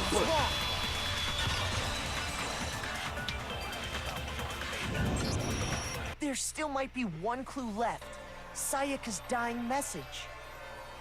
Dining? Wait, what did you say? The dying message. She wrote something on the wall behind her, remember? We're more trying to figure out, so one character's been murdered, and we're trying to figure out who did it. There's another person who died, but it was more at the hands of Monokuma. And so right now we're trying to figure out who killed Sayaka, and right now we're kind of getting closer to figuring out who did it. 11037. Written in her own blood. There must be a clue about the killer hidden in there. Well, before we get too far into that, I need to ask, can we really be sure that Sayaka is the one who wrote it? There's no question that Sayaka wrote that message, and I can prove it. Her left index finger. Her left index finger had blood on it. That could only be because she used that finger to write the message. I see. She broke her right wrist during the fight, so she'd have to use her left hand to write. Sure. I think we can all agree Sayaka wrote it. But still, what the heck do those numbers mean? 11037? Hey, Chihiro. You're a computer nerd or whatever, right? You should know all about numbers and shit. No, that's not... Yes, I'm a programmer, but I don't see any kind of meaning in these numbers. Of course. It's because they're not numbers.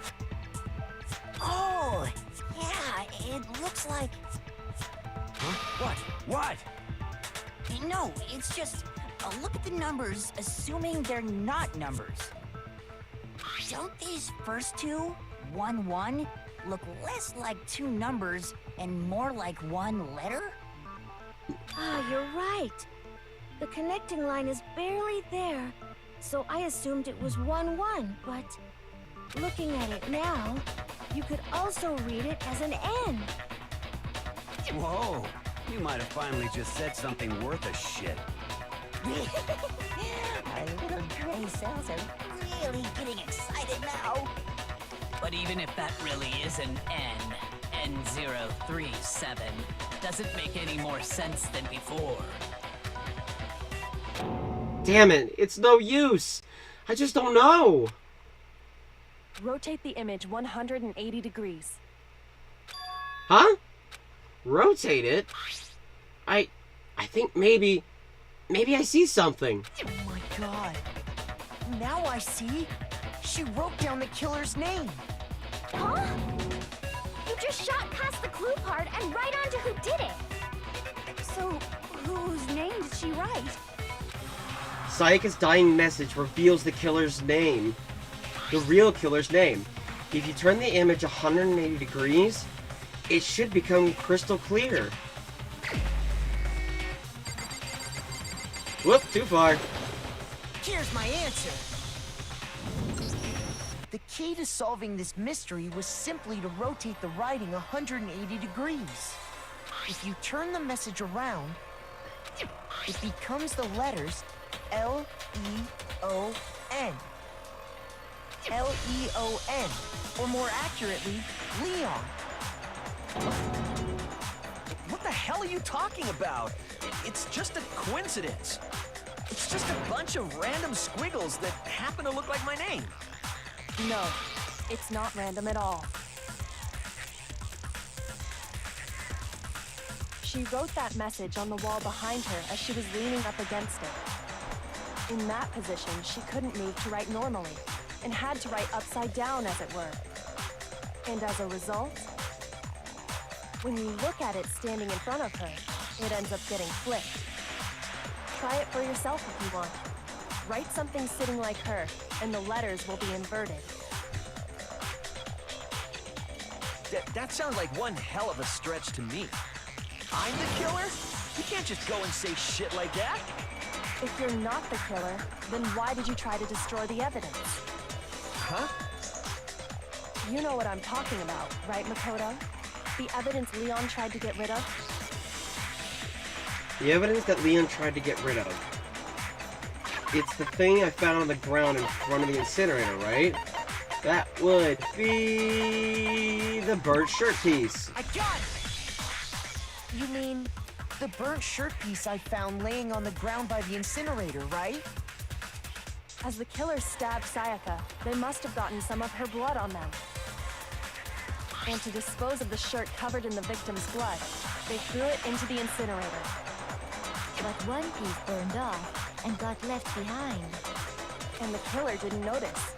If they had, they most certainly would have panicked. Isn't that right, Leon? But is one scrap of fabric enough to conclude that Leon is guilty? Yeah, I mean, Leon's not the only one wearing a white button-up. That's right. There are plenty of other people here with shirts like mine. With just that one little charred piece, there's no way you can say for sure who it belongs to. You're right. That alone isn't enough. But there are some other points that may reveal the truth. Are you finally starting to understand? The answers to all the riddles are right here. Yeah, I think so. The burnt remains of the button-up shirt, which the killer wasn't able to get rid of. There's something about it we need to pay attention to in order to figure out who's responsible. When it was disposed of, where it was disposed of, how it was. Oh, I forget how to do this one. Is it where? It's not how.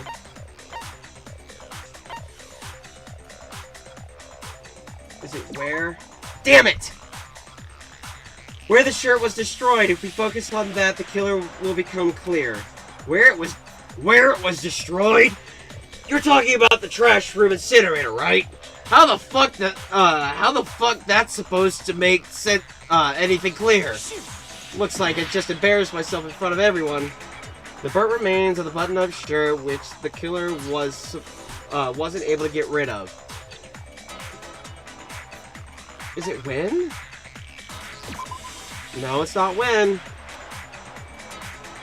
Oh my god. It's how? I always forget that one. Yeah. It's how. Okay. If you look closely at how the shirt was disposed of, we should be able to figure out who the killer is. Oh yeah, that's a good point. I think I know what you're gonna say. You can't reach the incinerator without opening the gate in front of the trash room, right? Oh, yeah, that one always screws me up because I forget it's like where it is. Technically, it's the incinerator. And obviously, you wouldn't be able to hit the switch to turn it on either. You need the key to get in, and the one with the key was the person on cleaning duty. So the killer had to be whoever was in charge of taking care of the trash, right? Interesting. No, that's wrong. There's another way to use the incinerator without being the one on cleaning duty. And that's exactly what proves that Leon is the real killer.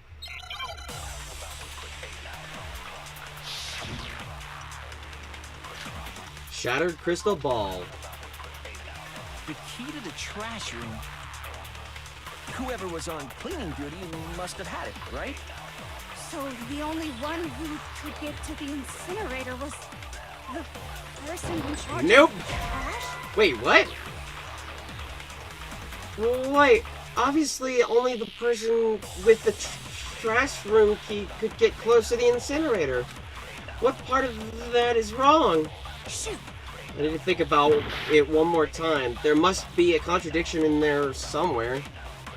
Okay. The key to the trash room. Whoever was on cleaning duty must have had it, right? Yeah. So the only one who could get to the incinerator was the person in charge of the trash?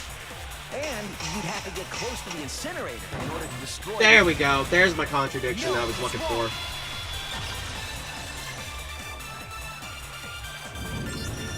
Hold on. I think I know how someone could dispose of the evidence without using the trash room key. But if you can't get past the gate, you couldn't possibly turn on the incinerator, could you? Yes, you could. If you use this. What is it, some kind of glass ball? It's busted to hell. Actually, it was supposed to be a crystal ball, But how would you use it? The killer had to use the glass ball in a certain way, which was throw it. I got it! The killer simply took aim at the incinerator switch and threw the ball through a gap in the gate. All they had to do was hit that switch, and the incinerator would come to life. Someone threw that through a gap in the gate? Remember what you said before, Hifumi? Huh? Someone turned the incinerator on? Very strange. I'm quite certain it was off last time I was down here. Perhaps it was work of a fairy. It was the work of a fairy. Hifumi had the key, so the only way the incinerator could have been turned on without his knowledge was because the killer was able to hit the switch without opening the gate. Once they got the incinerator going, all they had to do was ball up the shirt and toss it in. Hey, come on! What the hell is this? All you have to do is look at the scene to know that the killer never actually went inside the trash room. The shards of broken glass, the incinerator left running, the piece of shirt that escaped the fire. If the killer had been on cleaning duty, the evidence would have been taken care of much more thoroughly. Wait, no, just hold on. But the distance from the gate to the incinerator has to be at least 30 feet, right? The pinpoint accuracy you'd need to throw a glass ball that far and hit something that small. Could someone really do that? That's right. There's no way. It'd be impossible. Difficult, absolutely. Impossible? I don't think so. Because the killer is...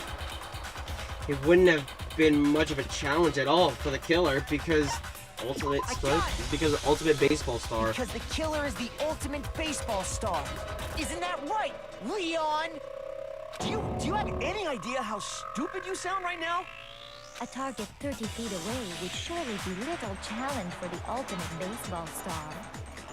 You can't be serious. I'm not the killer! These goddamn shepherd brains have got it all wrong, I'm telling you! You still won't admit it? Okay then. Makoto, go ahead and review the incident one more time to make his crime perfectly clear. And with that, we can end this. Listen to me! What the hell do you mean, end this? Say what you want, Leon. But all the questions have been answered, and the truth has been revealed. Now here's what happened.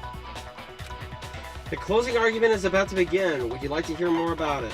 Yes. Every case has one last element to bring to the class trial. Every case has one last element to bring the class trial to an end. This is called the closing argument. In this phase, you'll have to complete. You'll give a complete summary of the case. You'll have to reproduce the flow of events for the case in the form of a comic book. However, you'll notice that in the comic, there are a number of pieces missing. It is up to you to complete the comic using the provided truth panels. Also, if you take aim at a missing section and press the X button, holy cow, you'll get a hint that might lead to a breakthrough. Well then, good luck and have fun. Ow. Okay.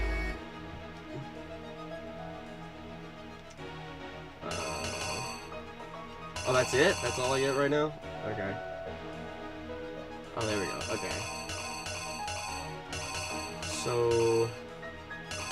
this one goes here. This one goes here.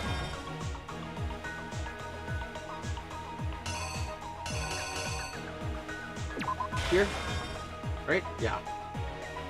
And then he drops the knife. That goes there. Locks herself in there.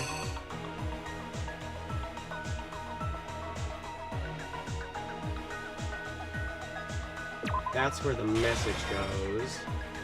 Yeah. That's where the message goes, which means that's where that goes. This goes here.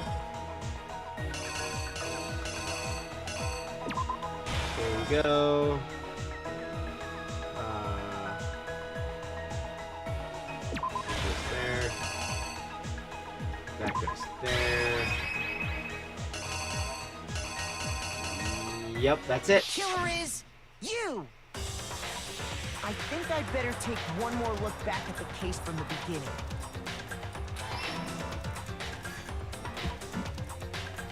Last night, the killer went to the room Sayaka was in. In other words, my room. From what we can tell, Sayaka invited that person there intending to kill them. She attacked them with the knife she'd taken from the kitchen earlier.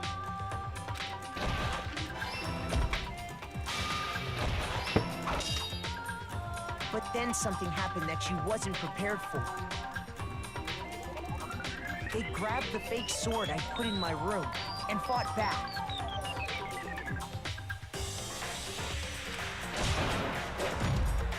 During the struggle, a strike from the sword broke Sayaka's right wrist. And that's when she lost her grip on the kitchen knife. Finding herself cornered, Sayaka panicked and ran into the bathroom.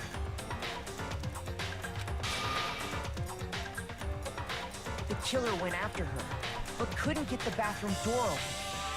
What they didn't know was that my bathroom door got stuck easily, and there was a trick to opening it. Sayaka knew about that because I told her, but of course the killer had no way of knowing.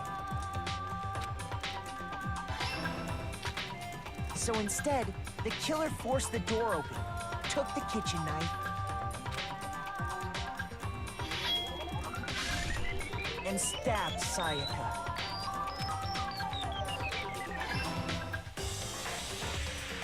But with what strength she had remaining, Sayaka left a dying message.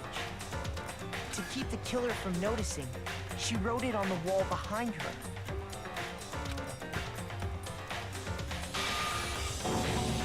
And with that, all her strength was gone. With Sayaka dead, the killer quickly began destroying the evidence. First, they took off their shirt, which was covered in their victim's blood.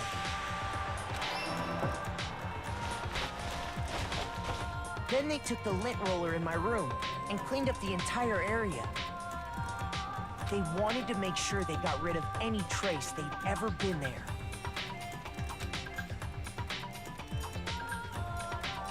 Afterwards, the killer headed to the trash room to destroy their bloody shirt. They tried to burn the shirt using the incinerator there. But the trash room was blocked off by an especially sturdy gate, preventing access to the incinerator. So they came up with a plan to use Hiro's crystal ball, which he left in the laundry room. The killer managed to throw the ball through the gap in the gate and hit the incinerator switch. For any normal person, that'd be an impossible throw, but the killer had the confidence to take a shot. And that's because the killer was the ultimate baseball star.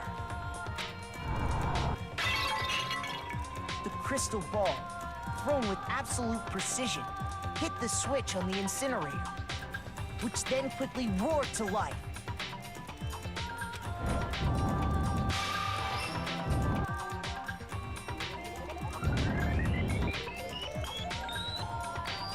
Having destroyed the final piece of evidence, they left the area with, I imagine, a sigh of relief. But there was one thing they missed.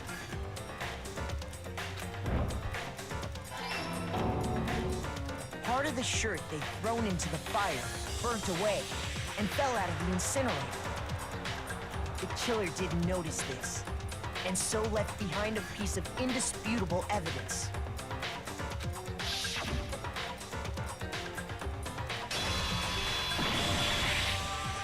Isn't that right, Leon?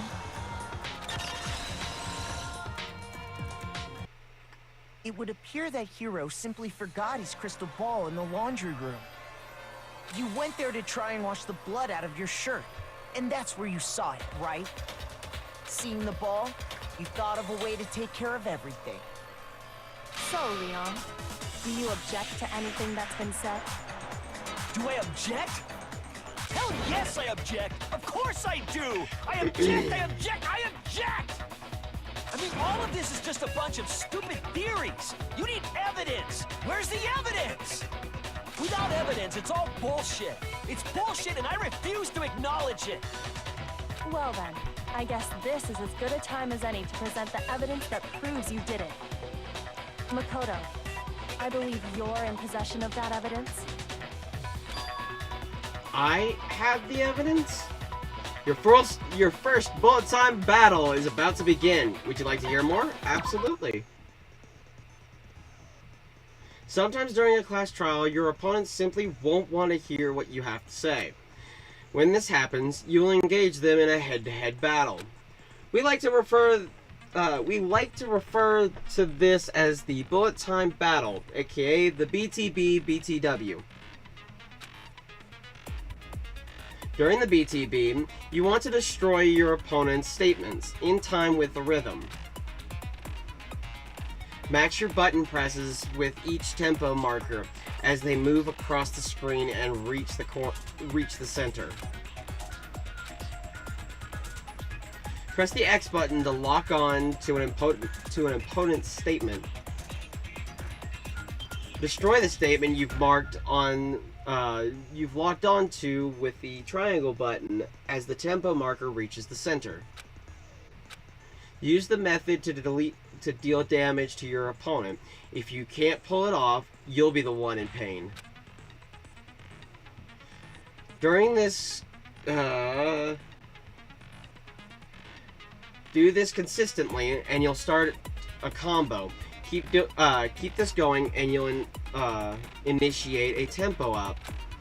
On the flip side, if you keep missing, you'll get into a tempo down situation. When the tempo changes, so does the timing for hitting each button. So watch out for this. So watch out for that. Deal enough damage to your opponent, and their weak spot statement will appear. At that point, you can press the triangle to shoot it down with a truth bullet, like any other statement. Refute their statements fast enough, and you'll come out victorious. But just like before, if your influence gauge reaches 0 or you run out of time, you fail. Well then, good luck and have fun. When the killer removed the screws from the doorknob, they didn't use anything from your room to do it. Instead, they must have used something that belonged to them. They used something of their own to remove the screws. Could it have been... I refuse to acknowledge you. You're stupid. Stupid, stupid, stupid. Stupid, stupid, stupid, stupid, stupid, stupid, stupid. I have to show indisputable evidence that Leon is the killer. I need to figure it out. Here we go. The moment of truth. Where's your proof? You kidding me? Not a chance. It wasn't me. Stupid. You lied. Stop talking. Shut up. Where's your proof? You kidding me? Not a chance. Stupid. You lied. Shut up.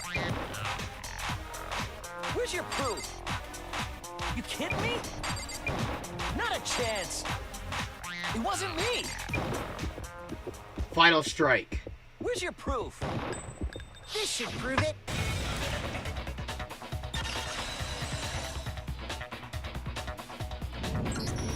The screws on the bathroom doorknob were removed. I wonder what kind of tool the killer used to remove them. I mean, it had to be a screwdriver, right? Oh yeah, I'm pretty sure the toolkits we got each had one inside. That must be what he used. There aren't any other tools anywhere. But the toolkit in my room had clearly never been used. That's because the culprit didn't know it was your room. They thought they were in Sayaka's room.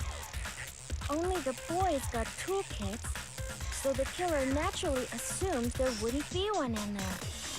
Okay, then whose toolkit did the killer use? Stupid, stupid, stupid! It had to be their very own toolkit. Stupid, stupid, stupid, stupid, stupid! Leon, would you mind showing us your toolkit? If I'm right about this, then the screwdriver will show some evidence of being used. Stupid, stupid, stupid! Huh? And if you say you used it for something else, you'll have to explain exactly when, where, and why. And let me say this right now. I lost it isn't an excuse at this point. Stupid. Stupid.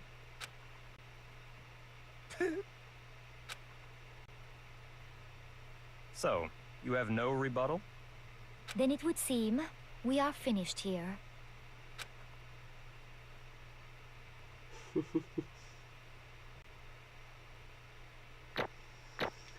Woo! Yay! That's a lot of nice coins.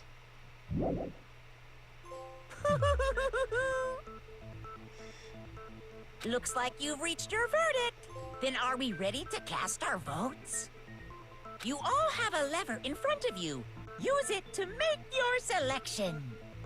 Oh, just to remind you all, make triple sure you vote for someone. You wouldn't want to be punished for something so minor, right? Okay, then let's get excited! Who will be chosen as the Blackened? Will you make the right choice or the dreadfully wrong one? What's it gonna be? What's it gonna be?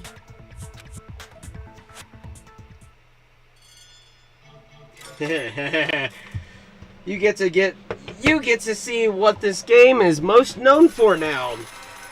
Its executions.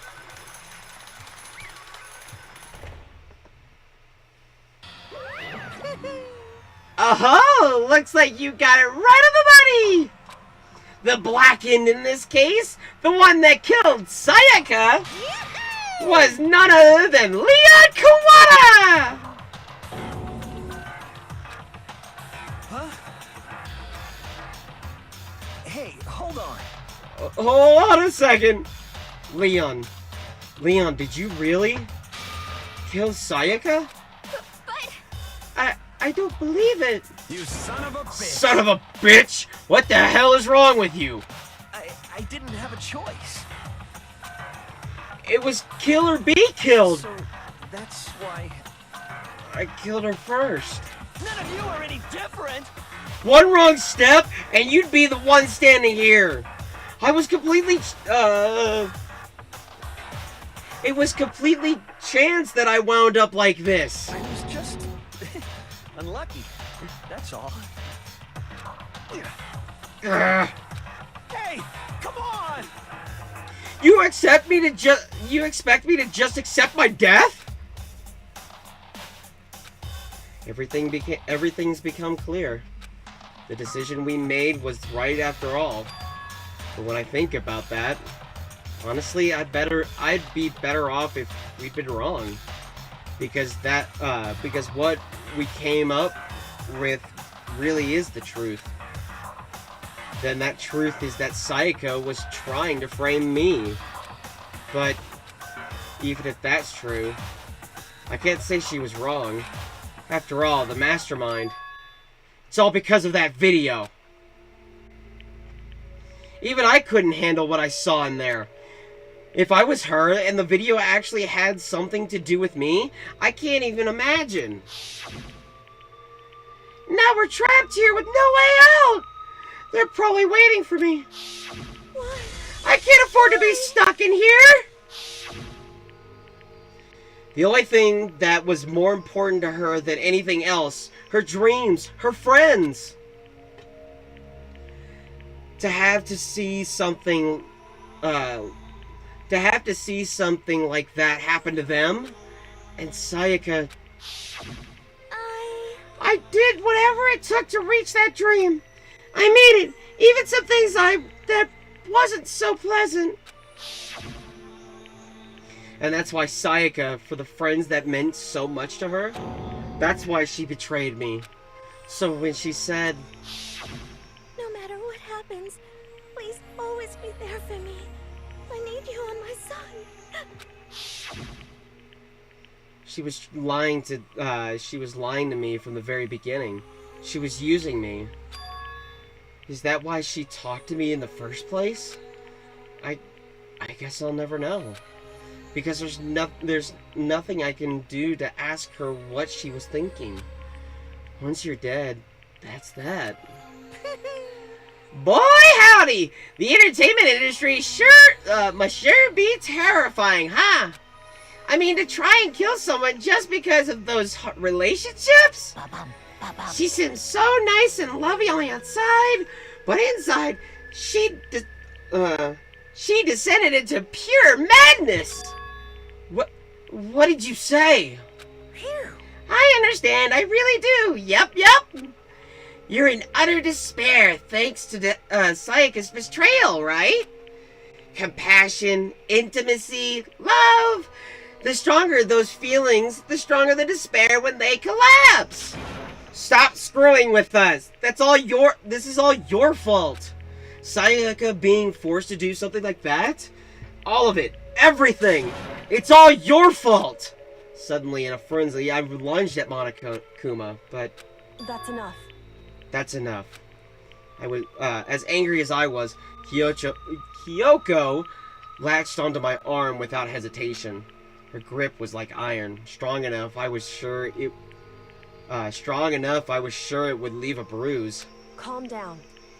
If you really want to make her enemies pay for what they've done, you need to let it go for now. Damn it! Ha! That was a close one! I thought for sure you were gonna give me a good whopping! Just barely avoided punishment, you did! Yes, indeed! Now then, since you magnificently revealed the identity of the killer during the class trial, the blackened Leon Kawada will receive his punishment! Punishment? You mean execution? Wait a second! I didn't have a choice! I had to kill her! Yeah, that's it. I was just protecting myself in the heat of the moment. It was self-defense! Is that okay? How exactly was it self-defense? When you forced your way into the bathroom, did you or did you not use your very own toolkit? After she shut herself in the bathroom, you went out of your way to head back to your own room. Then you came all the way back, broke into the bathroom, and killed her. Am I wrong? Do you understand? You had any number of chances to stop what you were doing, but you chose not to. Is that not because you had an unclouded Is it not because you had an unclouded intent to commit murder? So... No, that's not... Stop it! I've had enough of this. Oh. Oh, are you sure? You were closer to her than anyone, were you not? He killed your precious Sayaka, do you understand? I can't say Leon is solely to blame. Of course, I don't plan on blaming Sayaka either. Because the one to blame is him! Swa? If it weren't for you, this never would have happened to Sayaka or Leon. We wouldn't be fighting each other. We should be fighting against the one who put us in this situation, the mastermind. Unbelievable. Oh, did you awaken your sense of justice? Hey, Well, it just so happens there's nothing more unethical than an unwavering sense of justice. After all, it's people like that, with that sort of mentality that perpetrate war all over the world. Is that the kind of justice that awakens within you? Just shut up! Okay, well, anyway, more importantly, Let's hurry up and get what everyone's been waiting for, the punishment! I'm begging you, please, don't do this! Hey. No more begging, no more excuses! You must pay the penalty for breaking the rules! Society demands it! Stop, please! Now then, I prepared a very special punishment.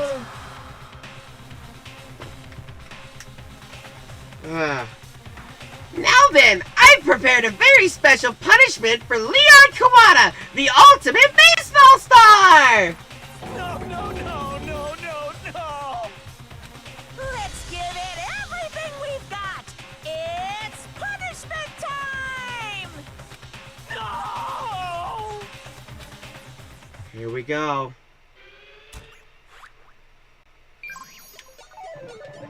Game over. Leon has been found guilty. Time for the punishment.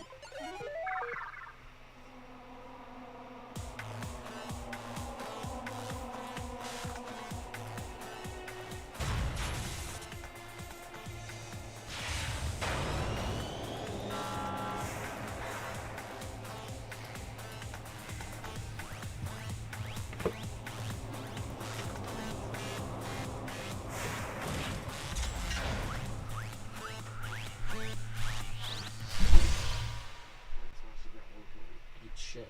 Yes.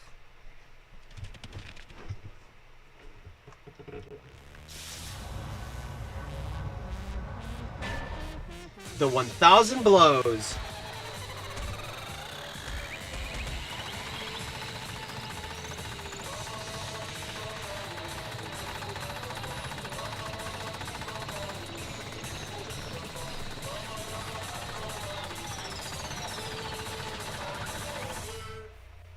That looks like it's painful. And then he gets pelted in the face with a bunch of them. No peaches.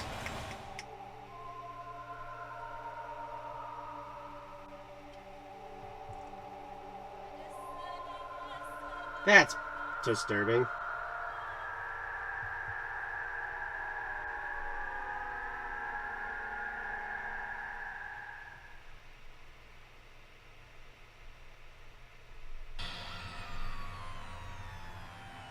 What we saw, was that the true face of despair? I mean, if we can't call it that, what else could we call it?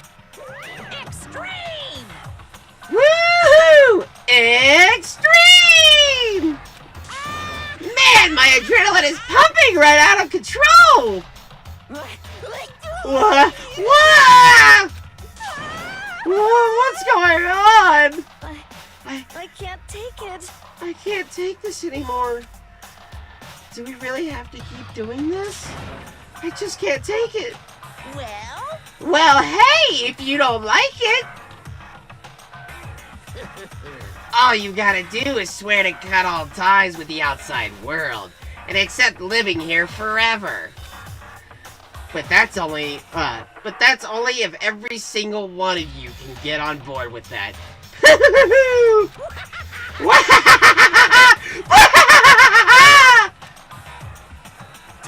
Damn you! Man, fuck you! Why the fuck are we going to do all, why the fuck are you doing all this evil shit to us? What the heck? Evil? You make it sound like some dark, awful secret society type of guy. Say what? Or in this case, a dark, awful secret society type of bear. Well... So why are you putting an upstanding young citizen like me through such a grueling ordeal?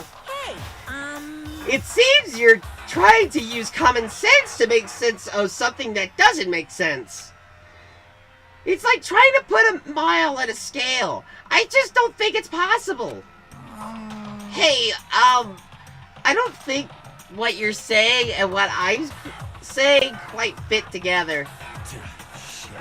You piece of shit! I don't know who you are, but I'm going to pound your ass into the ground. You must really hate me to get so angry, huh? But if you do that, you're barking way up the wrong tree. What happened because more than one of you decided you wanted to get out, right?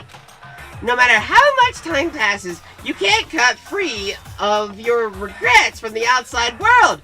You're to blame. Of course we can't cut free of the outside world. Being trapped in this insane place? You're trapped, are you? Well, I'm sure once you learn all the mysteries of this school, your thinking will change for sure. You'll think, boy, isn't it so wonderful how we all get to live here forever? What does this mean? What are you trying to say? Hey. I feel like there's some deep meaning I feel like there's some deeper meaning hidden in there. Just like before. Anyway, let's get to the Blacken's punishment. That's what everyone is waiting for after all. Hey. When you say everyone, who exactly are you referring to? Sorry, I said everything I've got to say. I need to save some of the fun for later.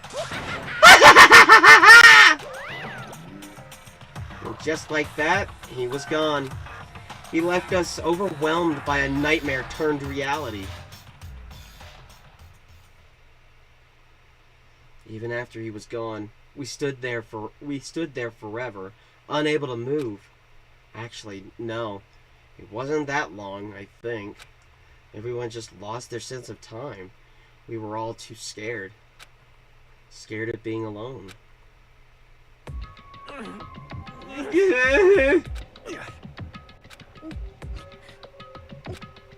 No one even tried to speak. Their faces were stone, their voices dead. But it was in that moment. Just a second. Makoto, can I talk to you for a second? She moved in close and whispered into my ear. Makoto. Before we head back, there's something I want to talk to you about. It's about Sayaka, isn't it? I'm surprised you figured it out. Listen. I told you before the class trial started. You had to figure out the mystery of this case yourself. You wanted me to realize how Sayaka betrayed me by myself, didn't you? The thought never crossed my mind. I feel like such a fool, becoming such an easy target like that. It's true. Sayaka meant to double-cross you. That's a fact that you can never change. But even till the very end, she wasn't sure of her decision. That's why, as she lay dying, she was thinking of you. She was thinking of me? You can't just say something like that. I mean, there's no way you can know that. Only Sayaka would know for sure. And we can't ask her now. However, even if you can't ask her, you can infer it, don't you think? Her final thought was how she could protect you. What? So... The fact that she used her last ounce of energy to leave her dying message proves it.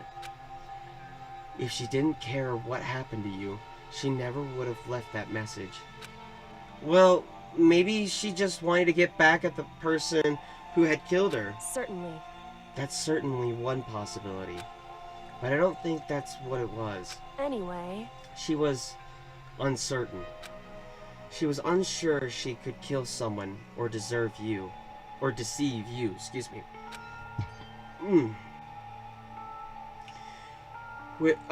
Which is why her plan failed.